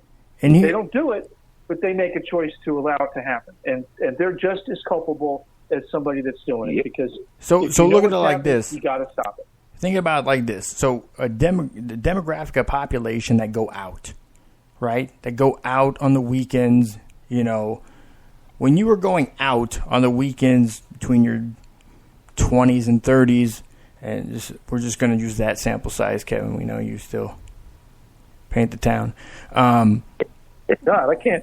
God, that was a long time ago. I'm just saying, was I ever 20 or 30? That was a long time ago. Silent films. When you went out, when you painted the town with bourbon and silent films. The round football, no face mask on the helmets, that whole year. Yeah, I remember that. Exactly. Yeah, I remember that now. So leather helmets. Yeah, exactly. Which were much safer, might I add. Making football great. Those really short basketball shorts, the ones that were really short. Yeah, I still wear those. Those are a must. I mean, how do you? Oh man, I don't need that image, Matthew. Oh god, I could have done without that. Okay, continue. All right. I got pictures. I'll send them later. Anyways, you're going out and just think about you go out 2, 3, 4 weekends in a row, probably Thursday, Friday, Saturday, whatever, and think just how many of the same. Just people just stop and think about when you go out, how many of the same damn people you see every freaking weekend. And 2 months, you get to like midterm, and you're like, man, I'm just the same tired old people all the time. Yeah. And even like you could do like Mike, you were in FAM in Tallahassee. I mean, that's 175,000 people, and I'm sure you saw the same damn people. Kevin, you were in same. I guess your population was like 120 people, but anyways, you get what I'm saying. You see the same people all the time. So to say on a college campus that things happened and people didn't hear about it or people didn't know, let alone the person that's probably at the highest end of the food chain there, not knowing it's just it's implausible. Or just so people are listening on Blog Talk Radio, and this is really only applicable to Blog Talk Radio listeners. Thank you for listening there.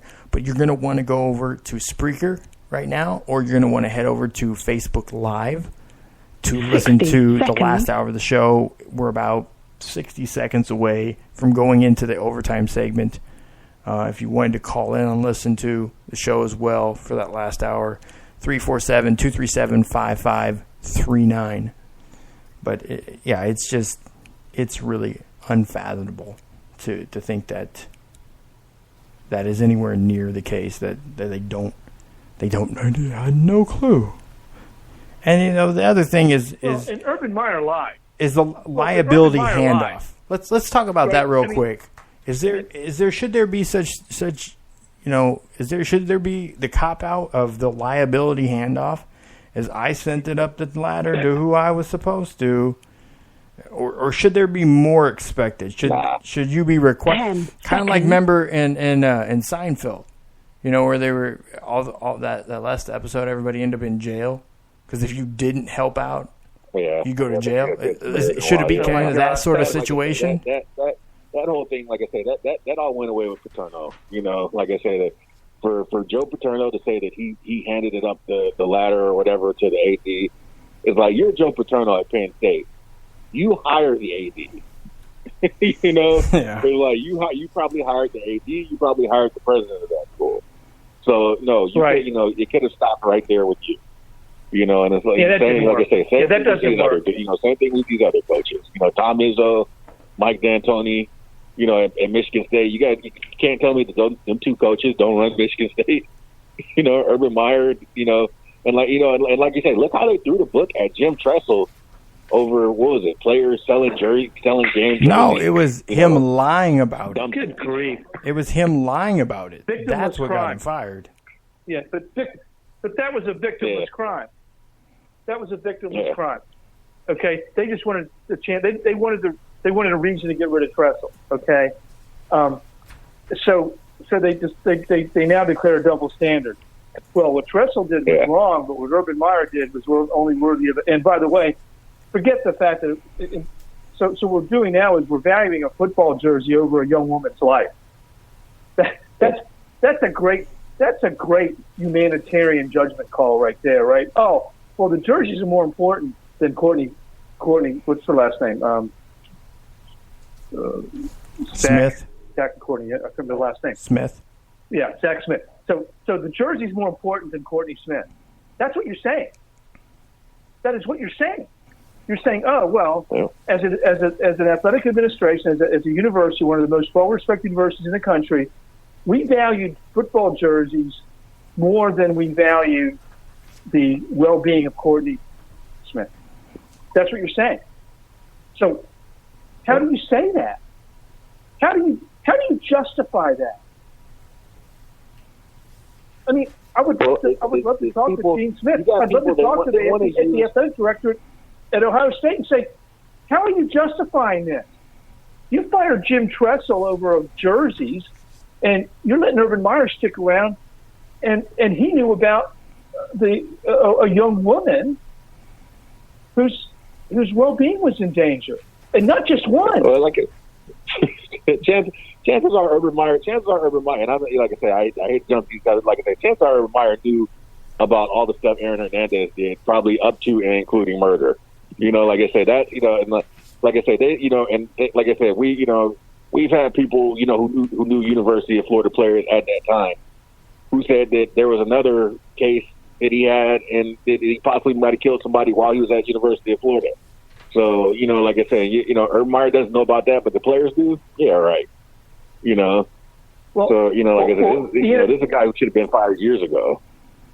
Well, Ian O'Connor in his book Belichick, which just came out this week. I don't even know if it's totally out yet. It's some of it's being leaked. I don't know if it's actually published. The press has access to it, but there's a piece of in there where Urban Meyer told somebody, I think it was somebody at that time, that he knew Aaron Hernandez was beating drug tests, and he was teaching other players how to beat drug tests.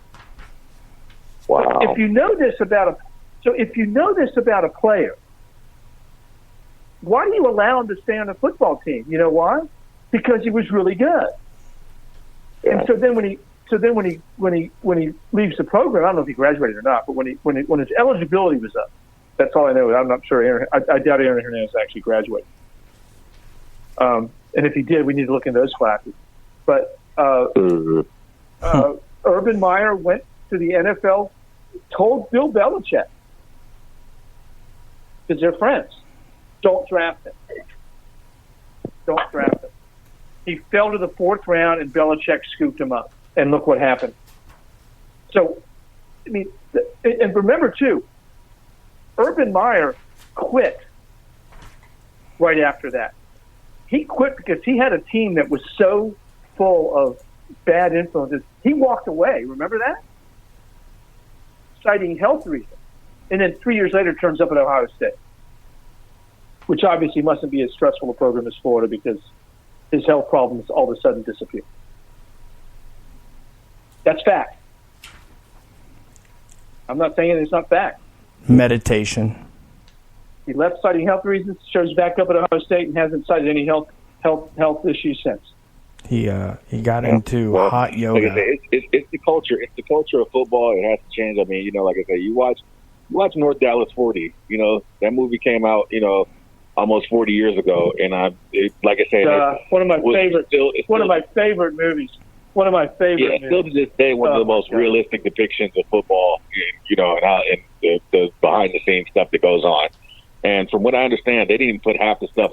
There was a book that was written that was kind of based on, and there was a couple of. I think they also based it off of. Can't think of the quarterback of the Dallas Cowboys back then. Before it was based on Nick Nolte. It was based on Don Meredith and Lance Allworth. Yeah, Lance Allworth. Exactly. The Lance Allworth character was played by Nick Nolte, and the Don Meredith character was played by the country singer Mac Davis, and then they had a coach that was like the Tom Landry kind of guy, right? But that was written by. I think was that written by Larry McMurtry, the same guy that wrote Friday Night Lights? I can't remember who wrote North Dallas 40. But yes, that is widely hailed. Remember the first scene where he's waking up in the morning after the game, and every time he moves, he remembers another hit. Players say that that's the most realistic depiction, like they had PTSD. Dan Patrick had Jason Kelsey on yesterday, Monday morning, the center for the Eagles, and asked him how he's feeling this morning. He goes, well, every time I move, I feel a different hit. It was just like that. I mean, it was so realistic that, those were crazy days, and those were real football players in that movie. There were some actual football and current NFL players in that movie at the time. Mm-hmm. Like I said, that culture, like I said, me and James talked about it last week on Take the Dell. A lot of it, starts in high school. You get, it's like I said, it's not necessarily on the players. It's on, it's upon the people that enable it. The players do have a responsibility, but like I said, you got a lot of people that enable them to do certain stuff, and then when they get to different higher levels, the behavior is overlooked. So somehow they start to normalize it, and then you end up with situations like this. And like I say, it's just to me, like, I don't see how it's going to continue. Like I say, that combined with the physical stuff we talked about earlier. I mean, football. My goodness, like I say, I'd be surprised if it's, I say it can't continue at its current pace in its current form. There's no way. Yeah, I just hope it evolves into something that's still entertaining and gives us what we watch football for, right? Because it's not soccer. Yeah. The Americans haven't embraced soccer because it's a different mentality, okay? Soccer is a passive game. Football is an aggressive game. So it's a whole different mentality. I don't necessarily agree with that, but not passive. It's a long term. Yeah. But soccer is a game of reaction. Right? You're looking at what your team's doing, and it's a slow adjustment. It's a slow game. I mean, come on, I love soccer. if they tweak, you don't watch Mexican soccer, then make it a little bit more fast paced. It definitely could be. All they have to do is tweak a little, tweak certain things about it, make it a little bit more fast paced. You never know. The Mexican soccer is actually pretty fast paced. they're trying to. Well, I mean, scoring wise, we're like I said, this, we like to see points on the board. So you want to make the goal, soccer game, make it three full garage door sizes big. Right. I mean, it's literally like the size of a 2-car garage. Maybe. I mean, it's a pretty massive goal. Sports, though, yeah, and this is a topic for another time, Matthew. We should probably devote a long segment to another show on this.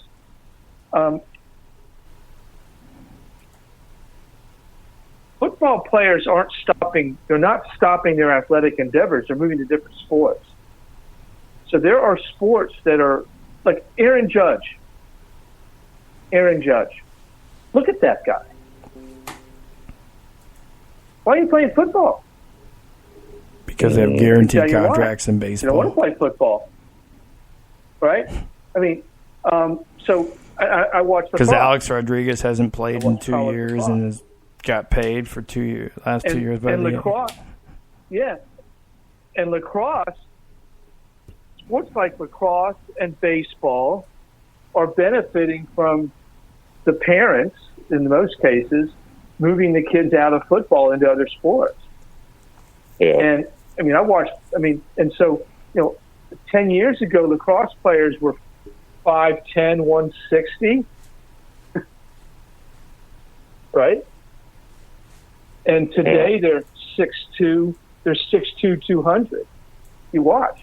Yeah. You see the evolution of the players in college baseball.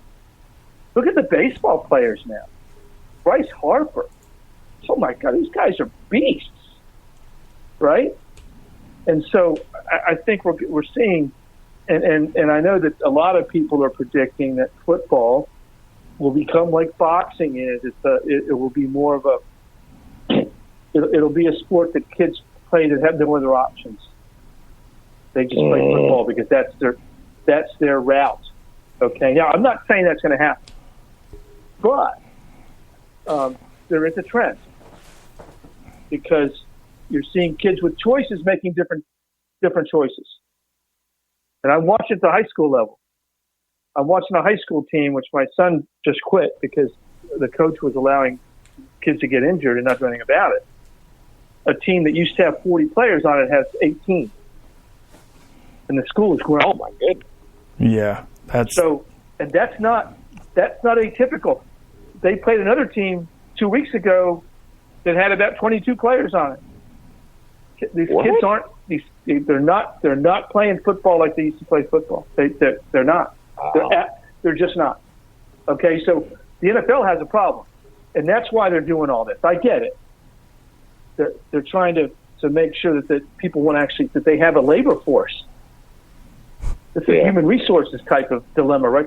They want to make sure they have a labor force to draw from to keep the league. Now, the NFL with only 32 teams and only 45 active players a week, that's going to be a long, slow drain because it's not like they have tons. It's not a huge. But college football, 85 scholarships for 130 FBS schools, not to mention the other 100 and some FCS schools, and that's where you'll see it first. You'll see kids just say, "I'm not going to play anymore." So I get everything that the NFL is doing. I get it. I just don't like watching the games, and that's their problem.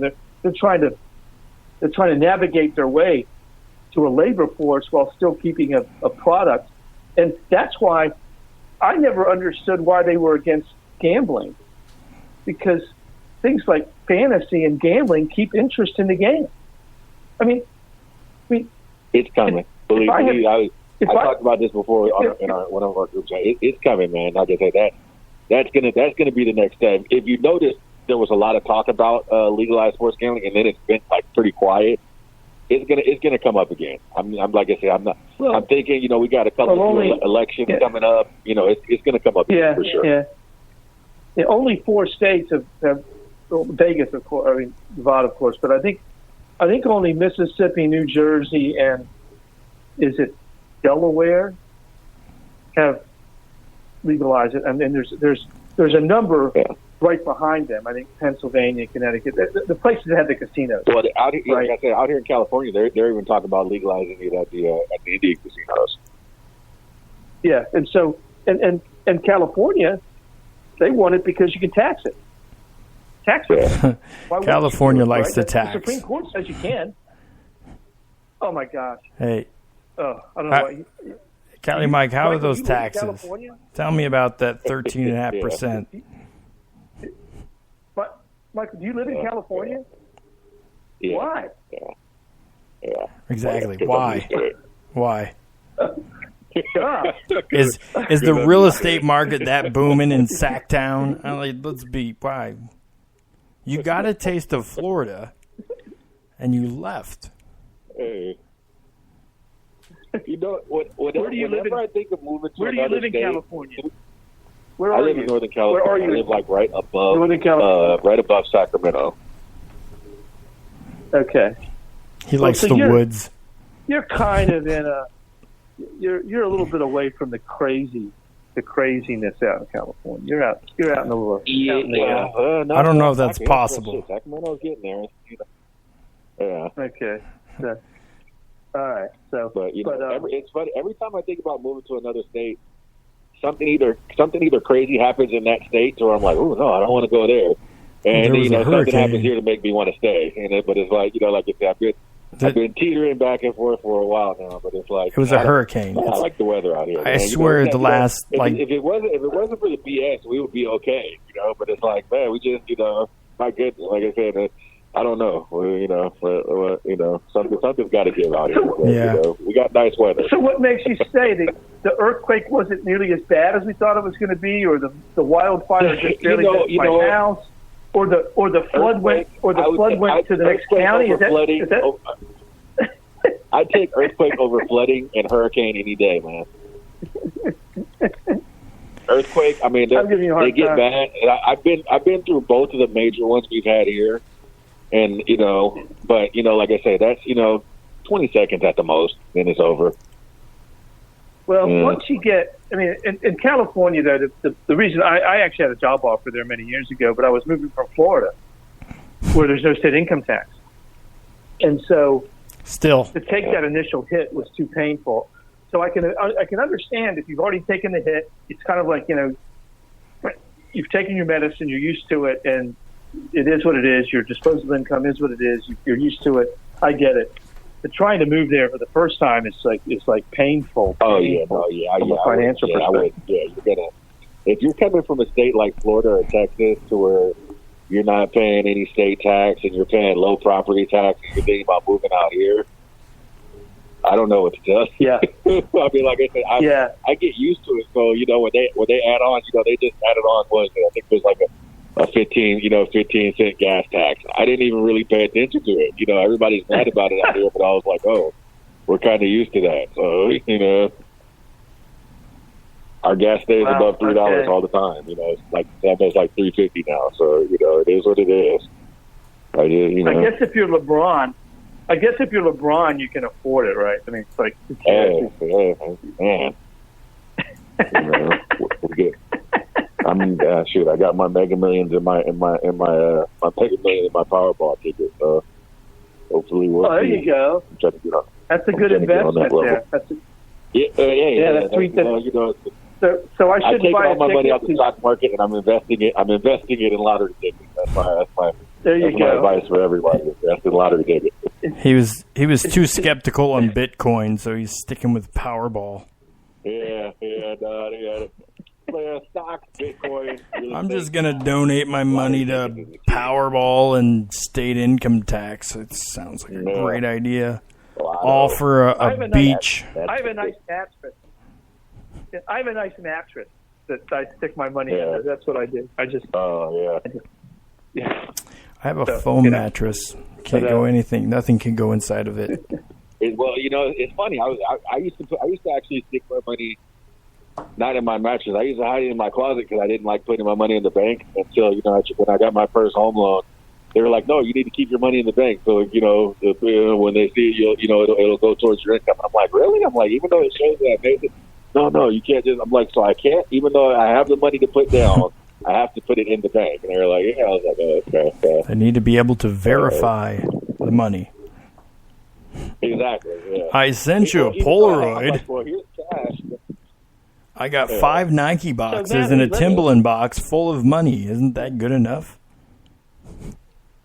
Well, nope. So, Put it in the bank. speaking of a Californian that made good this last week in Atlanta, you want to talk about Tiger for just a couple of minutes because it's worthy of discussion because what he did was Yes. rather incredible this weekend. And as you know, our listeners know, I cover golf and I've been on Tiger Woods for a long time. And it was really interesting. I've got to say this. So, you know, a blog I wrote a couple of years ago where I said, in the blog, I said, if Tiger's healthy, he can play. And if he can play, he can contend. And if he can contend, he can win. And if he can win, he can majors. In an interview Saturday night with Jim Gray of NBC Sports, Tiger Woods said, you know, all along I just thought if I could get healthy, I could play. And if I could play, I could contend. And if I could contend, maybe I could win. And my wife fell off the couch.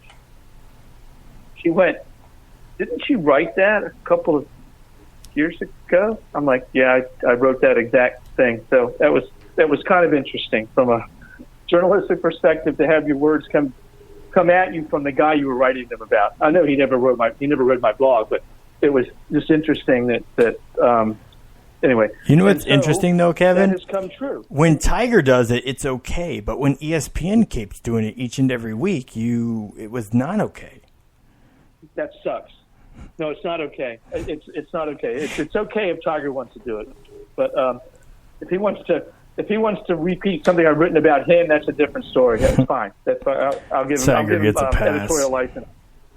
So I think what's really fascinating about this, and it was talked about a lot this weekend, and I'll reiterate it here, is that a year ago he was ranked 1,183rd in the world. A year ago from the whole world. Now he played in the Hero World Challenge, his own tournament in November, and finished in the top half of a small field, and he got world ranking points. So he got him to 683rd in the world or something like that. So when he teed off at Torrey Pines in February for his first professional tournament in over 2 years, he was ranked in the 600 somewhere, 680, something like that. When he holed out on Sunday, he had worked his way up to second in FedEx Cup.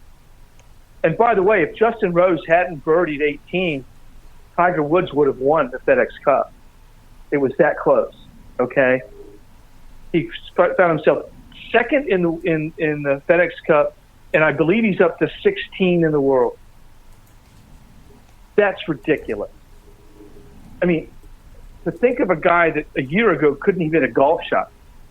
He wasn't even cleared to take a full golf swing by his doctors a year ago. And this Friday in France, he's going to tee it up to the United States in the Ryder Cup, coming off his first win in over 5 years. This is a story that from a sport, forget golf. I mean, from a sports historical perspective. I mean, a year ago we had him frustrating because his glutes weren't firing, and now he's in press conferences talking about his Mount Rushmore of golfers. Yeah, and of course he's going to put himself on there. He's got to. Why wouldn't he? That would not make sense. I mean, why wouldn't he? He's and you know how he's the best golfer ever. He's not the greatest of all time because that still goes to Jack Nicklaus. I mean, Elon didn't hit him that hard with the golf club. He's the best golfer. Yeah. No, he's the best golfer, and Jack's greatest of all time because Jack's still great. As you know, I was able to walk down the fairway with Jack Nicklaus and Gary Player and Annika Sormstan in May in Houston, and they're still those guys are still great. I mean, Player and Nicklaus are just still great guys. So in golf, you get to extend. You get to still remain great because he's still playing. but the best golfer I've ever seen. Now I did not see Hogan in his prime. He played in the '60s. I saw a little bit of Hogan in the '60s, but he had been past his prime. But in my lifetime, the best golfer, tee to green, on the green, short game, is Tiger Woods, and he showed it this weekend. That was just a glimpse. I don't know. These young guys were all talking about how they wanted Tiger to be back and they wanted to play with him. They wanted to play against him. Rory McIlroy couldn't even swing the club on Sunday. He was playing with Tiger. Shot a 74. couldn't even take the club back. They're like, oh, we want to see Tiger in his prime. Well, you know what? They saw Tiger, and they're going to see more Tiger. And this is going to be really exciting to see what he can do for his second stage of his career.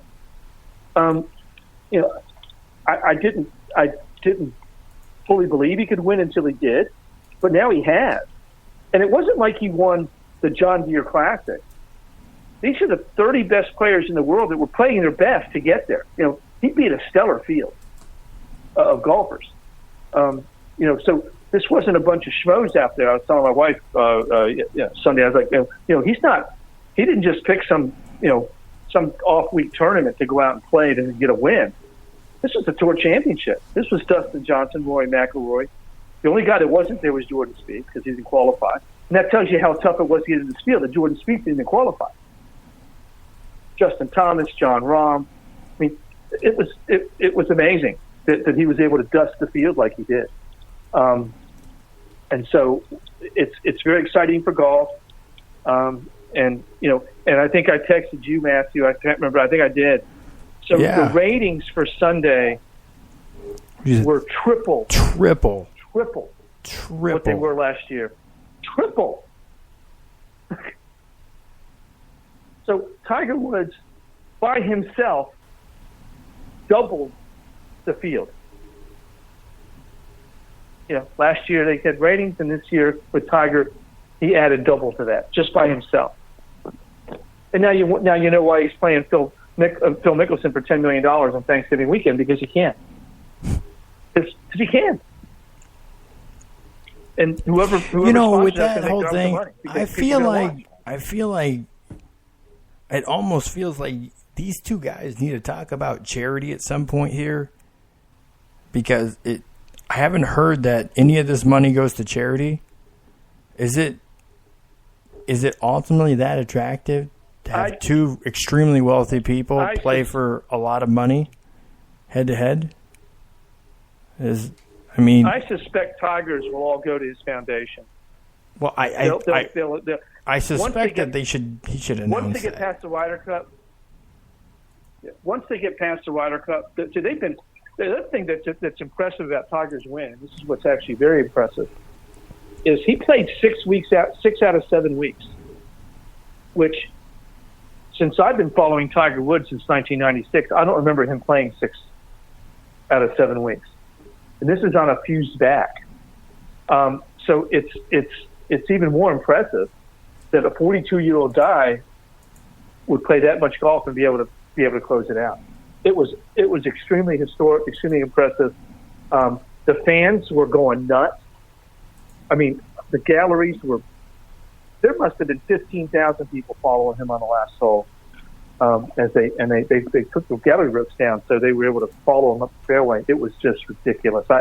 I've never seen anything like it, and I've been watching golf for the better part of my entire life, and this was. I followed Arnold Palmer. I've watched Jack Nicklaus. I've seen Johnny Miller. I've seen all the greats, and this was just. And I've probably seen 50 rounds of golf in person on the golf course with Tiger Woods. And this was something special. So we'll see what happens next year. He won't play again. I don't think he'll play again. He'll play in his own tournament in November, here a challenge after he takes on Phil, and then we won't see him again until probably January, February. So, we'll have to wait another. It'll be like waiting for football season. Wait a few months, but what he did was spectacular, and those young kids, those guys that wished for him to be back, well, Go talk to Ernie Els, Phil Mickelson, Davis Love III, Fred Couples, Greg Norman, Colin Montgomery. Yeah, talk to those guys and see what that's like.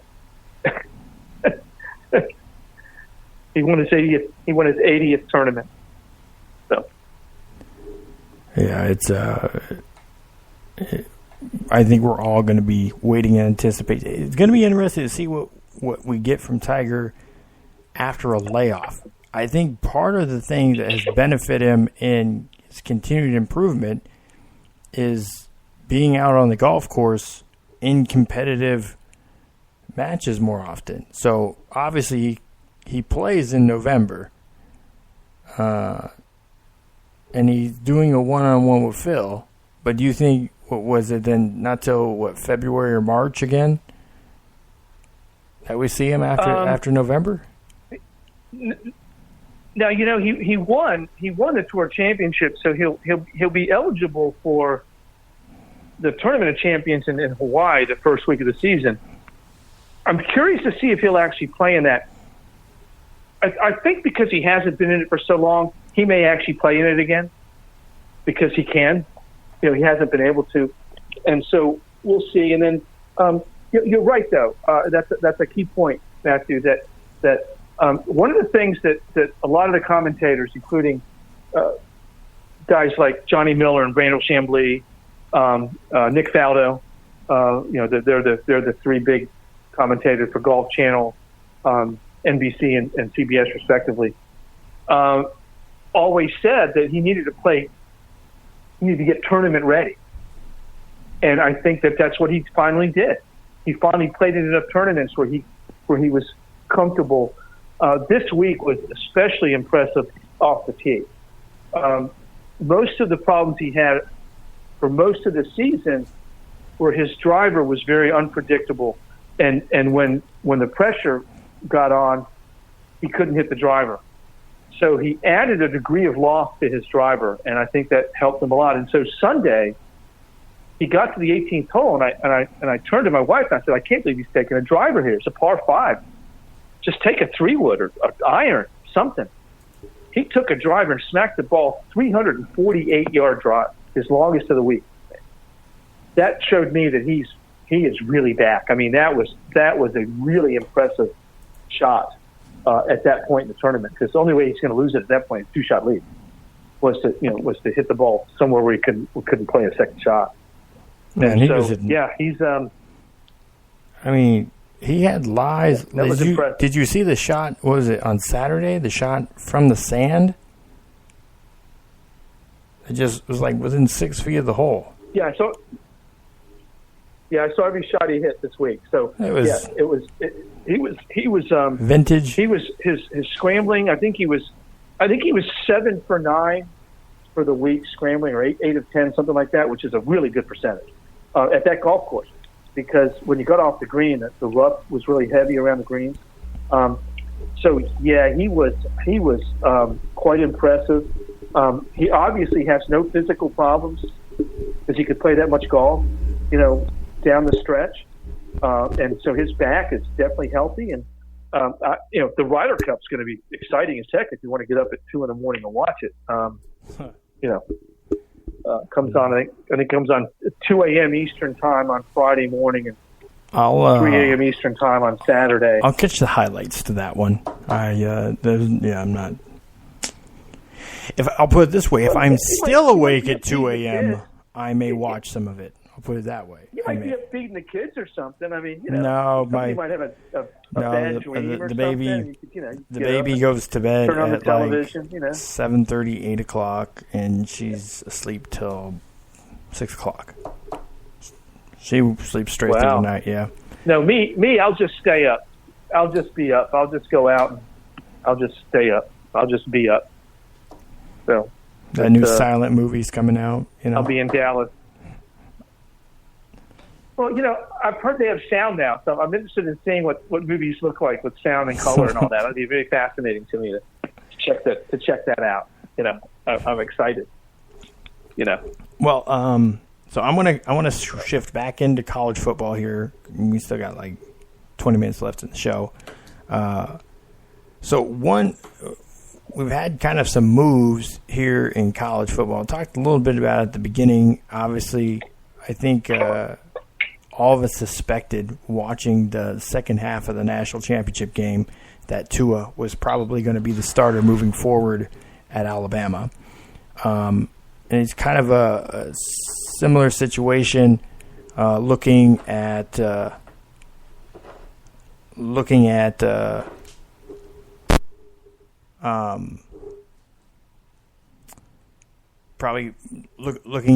Clemson moving forward too, with Trevor Lawrence getting the nod there, and Kelly Bryant getting the bench. Now he has been a no-show. Reports are that Kelly Bryant has been a no-show in practice the last couple of days after Trevor Lawrence has gotten the nod for the start. So we could be looking at a situation here. Now, again, they have the new rule where there's 4 games and you can transfer. And this may be a situation where that first milestone type player ends up saying 4 games, I'm not getting the nod anymore, I could go somewhere else. Why wait if I'm losing it to a true freshman? And by the way, Trevor Lawrence looks like every bit of sunshine from Remember the Titans, by the way. But he's 6'5", 200 and some pounds, and can spin it. So, for good reason, Dabo's giving him the nod. He's the starting quarterback at Clemson. So, could we see the first player in this era look at transferring or going ahead and say, hey, if I'm not starting, I'll redshirt? And at what point during the season are they going to look back and determine if he redshirts or not? Because I think the big issue where the Alabama situation, you have a guy that I think for all intents and purposes should have transferred out, or if not, he needs to redshirt, and he'd still have. See, he could have transferred out and had like this year. If he redshirts this year, he could transfer out and essentially have 2 years of eligibility as a graduate transfer. Like he doesn't even. Jalen Hurts doesn't even. He doesn't need to play anymore. I mean, he's already been in. Where are they at? I think he's 4 games in right now. This is the precipice. 4 games. If I was him, I wouldn't step foot into another game. I would go to class, finish my degree. I think he's supposed to graduate in December. So if he redshirts again, he's a sophomore? Isn't he? Is he a redshirt sophomore? No. He's a junior. So if he redshirts, he'd be a redshirt junior next year. And you'd have junior season, so you had 2 more years, like I said. And I know Lane Kiffin has tried to get him to. He wasn't really hiding it. He tweeted it out. Because you can say whatever you want on Twitter. Yeah, it's funny. They didn't fine him for that. They didn't really say much about that. But anyways, he shouldn't. And if I was Kelly Bryant and I knew my job was gone, sit. If you're not starting, sit. Kelly Bryant's situation isn't all that different at Clemson as far as his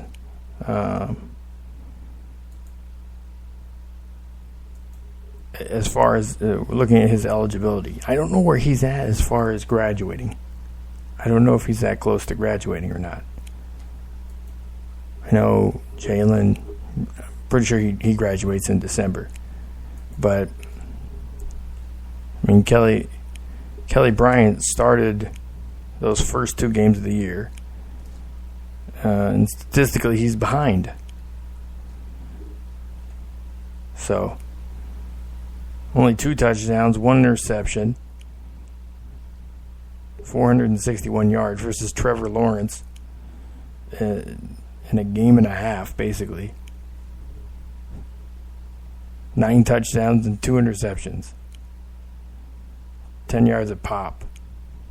191.8 passer rating. So they're at 4. They're at 4 games. And Kelly Bryant has missed 2 practices.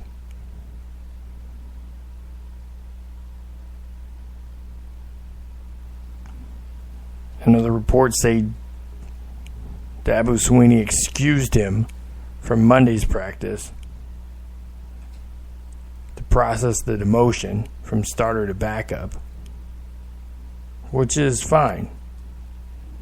Now he's 2 days out. He's not appreciative of the situation. And that's okay. He's fine. He doesn't have to appreciate the situation necessarily in the way that some people may want him to. But we have to understand the athletes are different now. You know, it's not, you don't get as many guys that are just all about team.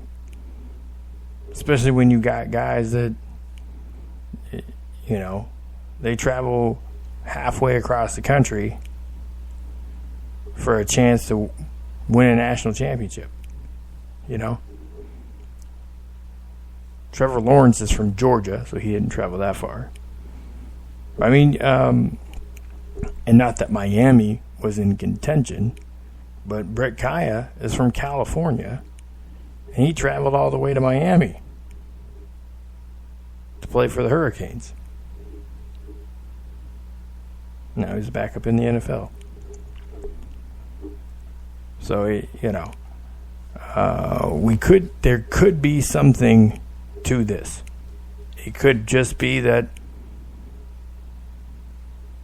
he really doesn't care to be around the team, and he doesn't feel like he's going to play anyways. So why? Excuse me. Kelly Bryant is a senior.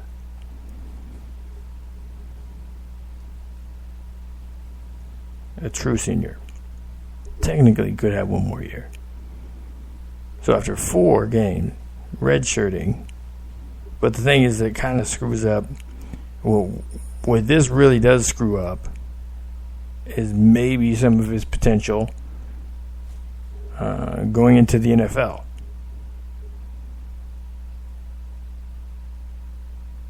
He fell short last year on a national title in Atlanta, and wanting to come back and you know, the thing is, Jalen Hurts probably feels like in some sense he fell short too. I mean, you get pulled at halftime for a freshman quarterback. Can't be that exciting. So there's more to come from that, and I can't say that it all will end with rainbows and butterflies there. So it could be some unhappy comings for that situation. We'll see. More to unfold there. But we're coming up on a week in college football, most every team at this point has either started conference play or been a couple games into conference play. And now that Lawrence is named the starter, Clemson has Syracuse, who's been on the roll lately. It has them at home. So Texas A&M played them close as well. Syracuse has looked like a pretty good football team the last couple of years. This could be one of those trap games for Clemson if they're not ready. If some of the situation that's revolving around Kelly Bryant spills over to the team, and again, that's probably the best situation. If you have him, he's negative, and his negativity isn't helping the team, then he probably ought to say, hey, listen, we'll go ahead and redshirt you. You can transfer out, and you can you could be a graduate transfer somewhere next year. Or go to the NFL. Take your chances there. So that's a noon game. Again, another noon game. West Virginia at Texas A&M. Texas A&M is ranked this week. It's the first time they've been ranked in a little while. But it's coming off of a completely lopsided victory. Last week, Oklahoma State, who was ranked 15th, they ended up beating them in Stillwater, 41-17. I mean, it's just last year. Some people were teeting on the brink. Does Kingsbury stay?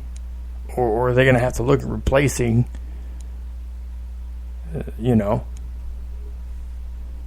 one of the biggest highlights of their school's history? And after that sort of win, that's his biggest win of his career. That's something that obviously they have to sit back and think twice about. Now, West Virginia is going to have to travel halfway across the country to Lubbock, Texas, to take on Texas Tech. But that's going to be an interesting game. Again, it's 12 o'clock. Another interesting game that I don't think most people will watch nor appreciate is Army-Buffalo. We have two teams, in Army and Buffalo, that have really been putting it down this year. Buffalo's undefeated, and they've scored at least 35 points in every single game. They beat Eastern Michigan, which is the team, for those of you that didn't see, they beat Purdue. And they actually only lost to San Diego State by 2 or 3. So it was a really close game there against a really good San Diego State team. Buffalo, on the other hand, they're undefeated, beating Temple, beating Eastern Michigan, and just routing Rutgers, which seems like a trend this year. Everybody is routing Rutgers. It's like Rutgers remembered we're Rutgers, and we're supposed to lose like this. I could be wrong. But Rutgers does have a win over Texas State. How about that? Good job, New Jersey. Hang in there. So, and they've had a pretty tough schedule. But now nobody expected Kansas to be what they are this year. I think we all figured that they were going to look like Rutgers. But Buffalo and Army this weekend is going to be, I think it's going to be one of those interesting, tough-fought games. Buffalo being undefeated, and then Army not being undefeated, but they have literally paid everybody that has come across them tough. They lost to Duke by 20. Beat Hawaii by a touchdown. And we know just last week at Oklahoma, in Norman, they only lost by 7. And there were times that we kind of wondered, are they going to pull this off? And that was one of the games. I mean, you go back and you look at the box score. Army doesn't do a lot of passing. I think they had 40 yards passing in the whole game, but they put up 320 yards rushing. 3 touchdowns. Like, everybody on the team, I guess, had a touch rushing it. It seemed like. They had 9 different rushers in the game. 3 of them with 70 or more yards in the game, rushing.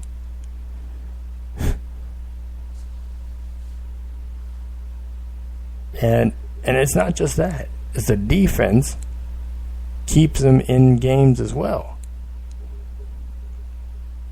I mean, they held Murray to 165 yards passing. He did get 3 touchdowns and threw 1 interception, but still, under 200 yards passing. So they're obviously making a dent on them. I mean, Murray's had 200 more yards in every single game.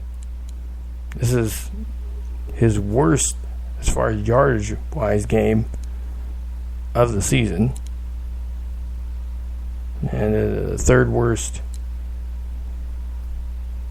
as far as his pass completion. So Army's going to be a tough pull. I would, if I was going to pick, I'm going to say Army wins this one. But Buffalo has looked very admirable this season too. So, but there's a lot of college football left, and those are noon games. Those are just noon games. That's not even getting into, that's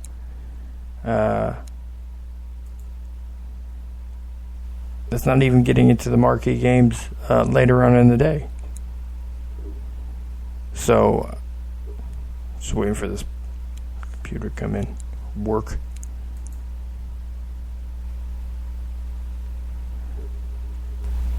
And then following that, see, where's the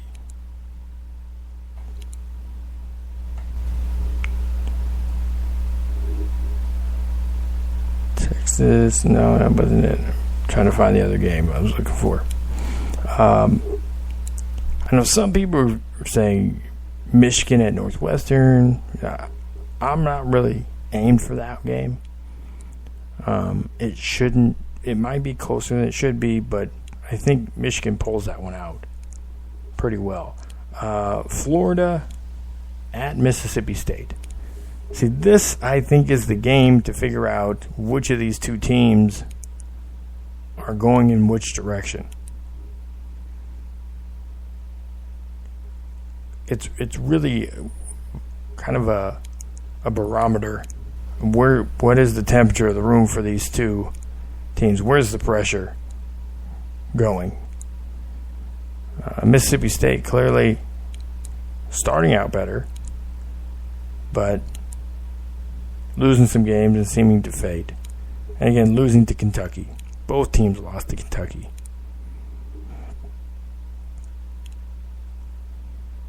And then Utah at Washington State. Washington State coming off of a loss. Close loss. Virginia Tech plays Duke at Duke.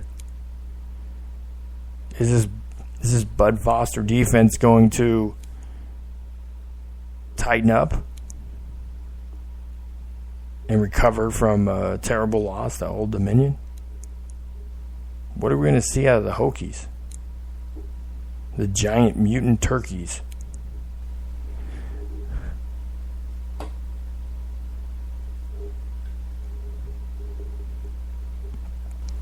And then in prime time, probably the one game I want to see most this weekend is going to be Ohio State at Penn State. Stanford, Notre Dame, I think is probably going to be a pretty good game to watch. And BYU at Washington is probably going to be another decent game to watch. Oregon, Cal, I think Cal could end up running away with that game. But Ohio State, Penn State is the one game of the weekend that I'm going to look forward to losing.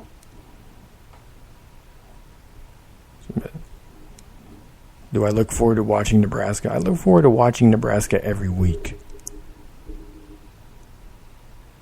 Because I like Nebraska. Yes, I'm a Nebraska fan, yeah.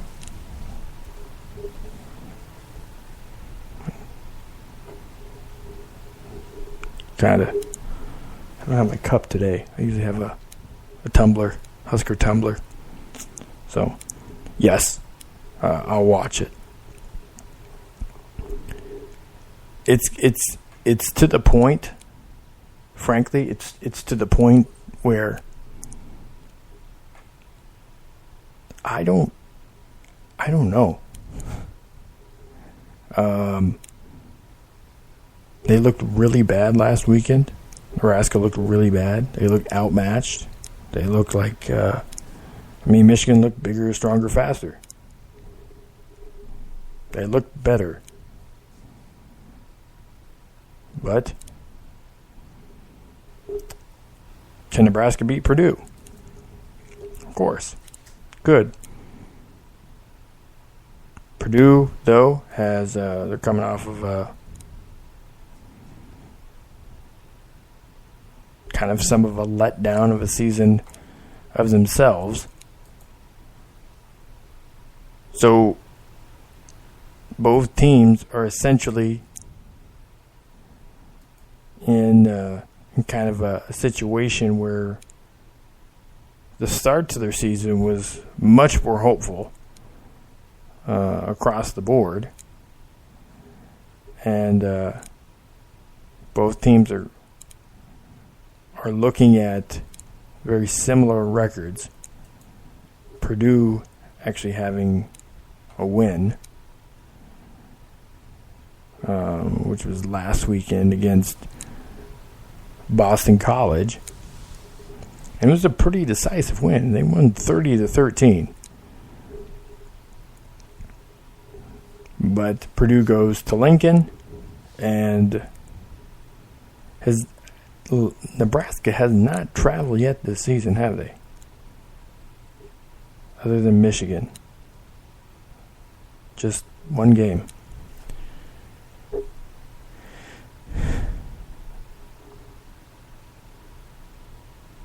The one thing I've seen these two teams in common, they have tended to kind of had a lot of self-inflicting issues, either with penalties or turnovers. Purdue more being costly penalties, Nebraska being turnovers and ball security.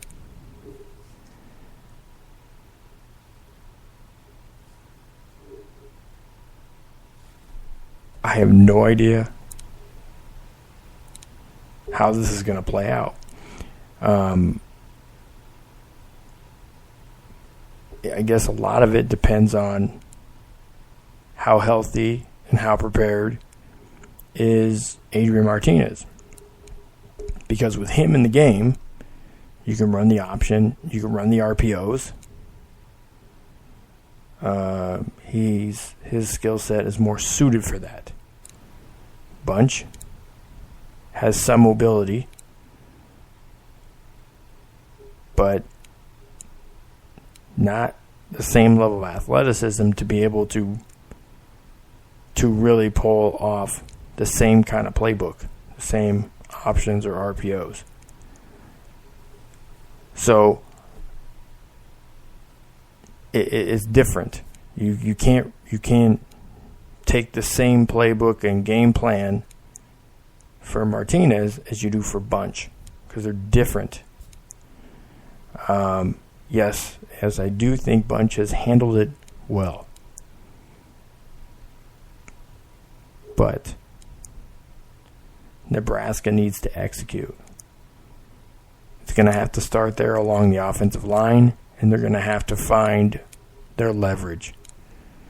I've seen issue with pads. I've seen issue with missed blocks, missed assignments, gap management, stuff like that.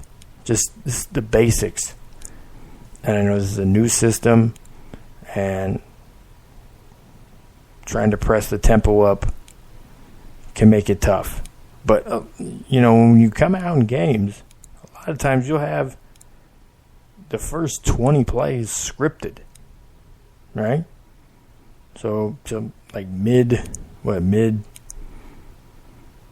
second quarter maybe, into the first, mid second quarter, depends how fast you're moving, 20, 30 plays scripted with some down and distance variety. But for the most part, everybody kind of knows what's happening. There's not a whole lot of change to what the game plan and what is scripted out. I think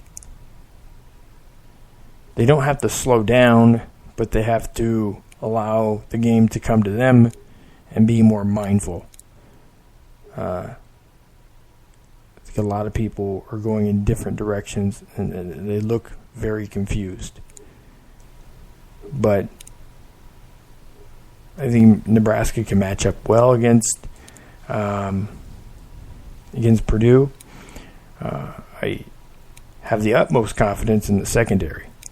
I know, laughing. Okay, but I think the secondary moving over to more press and more man, and really allowing the secondary to cover, to put in work, has paid off dividends in every game that they've been in. They've missed some stuff, but for the most part, I think they've done a pretty admirable job. I think they really need to figure out within the game plan what they can do to get that penetration again, what they can do to give some different looks and stuff to get the blitzes there, and for the three-man rush to get there, those front three. But I like the way that the front seven has worked at times, and it has really popped at times.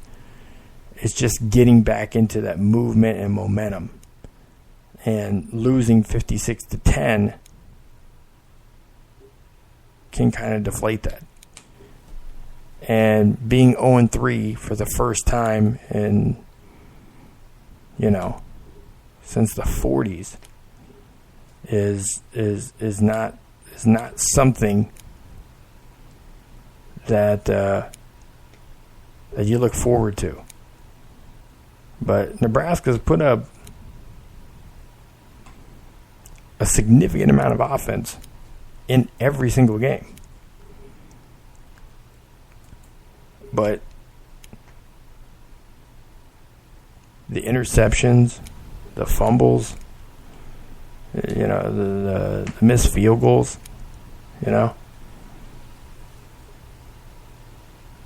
those are the things. The not only giving the ball away, but not taking advantage of missed opportunities.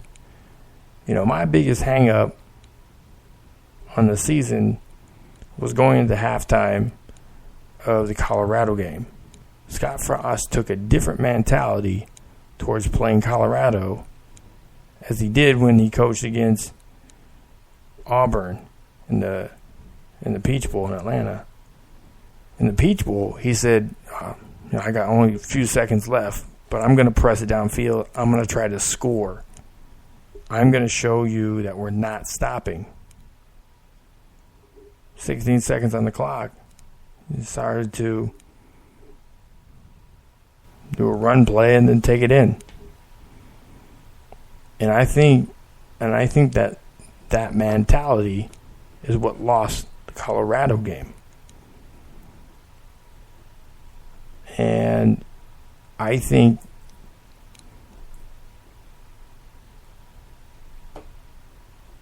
I wouldn't say that there's people that are questioning him or not believing in him, but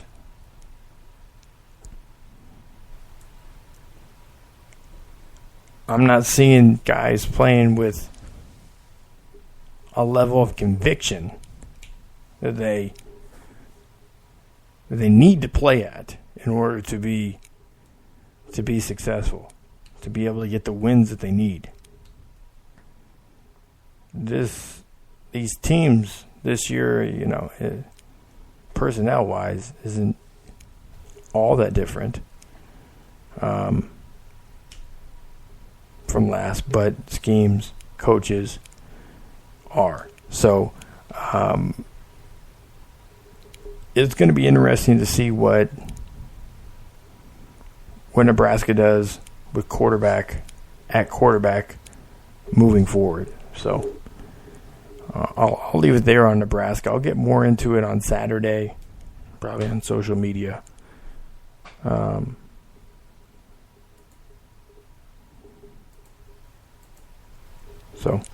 But that's going to do it for the show tonight. We went a little longer on.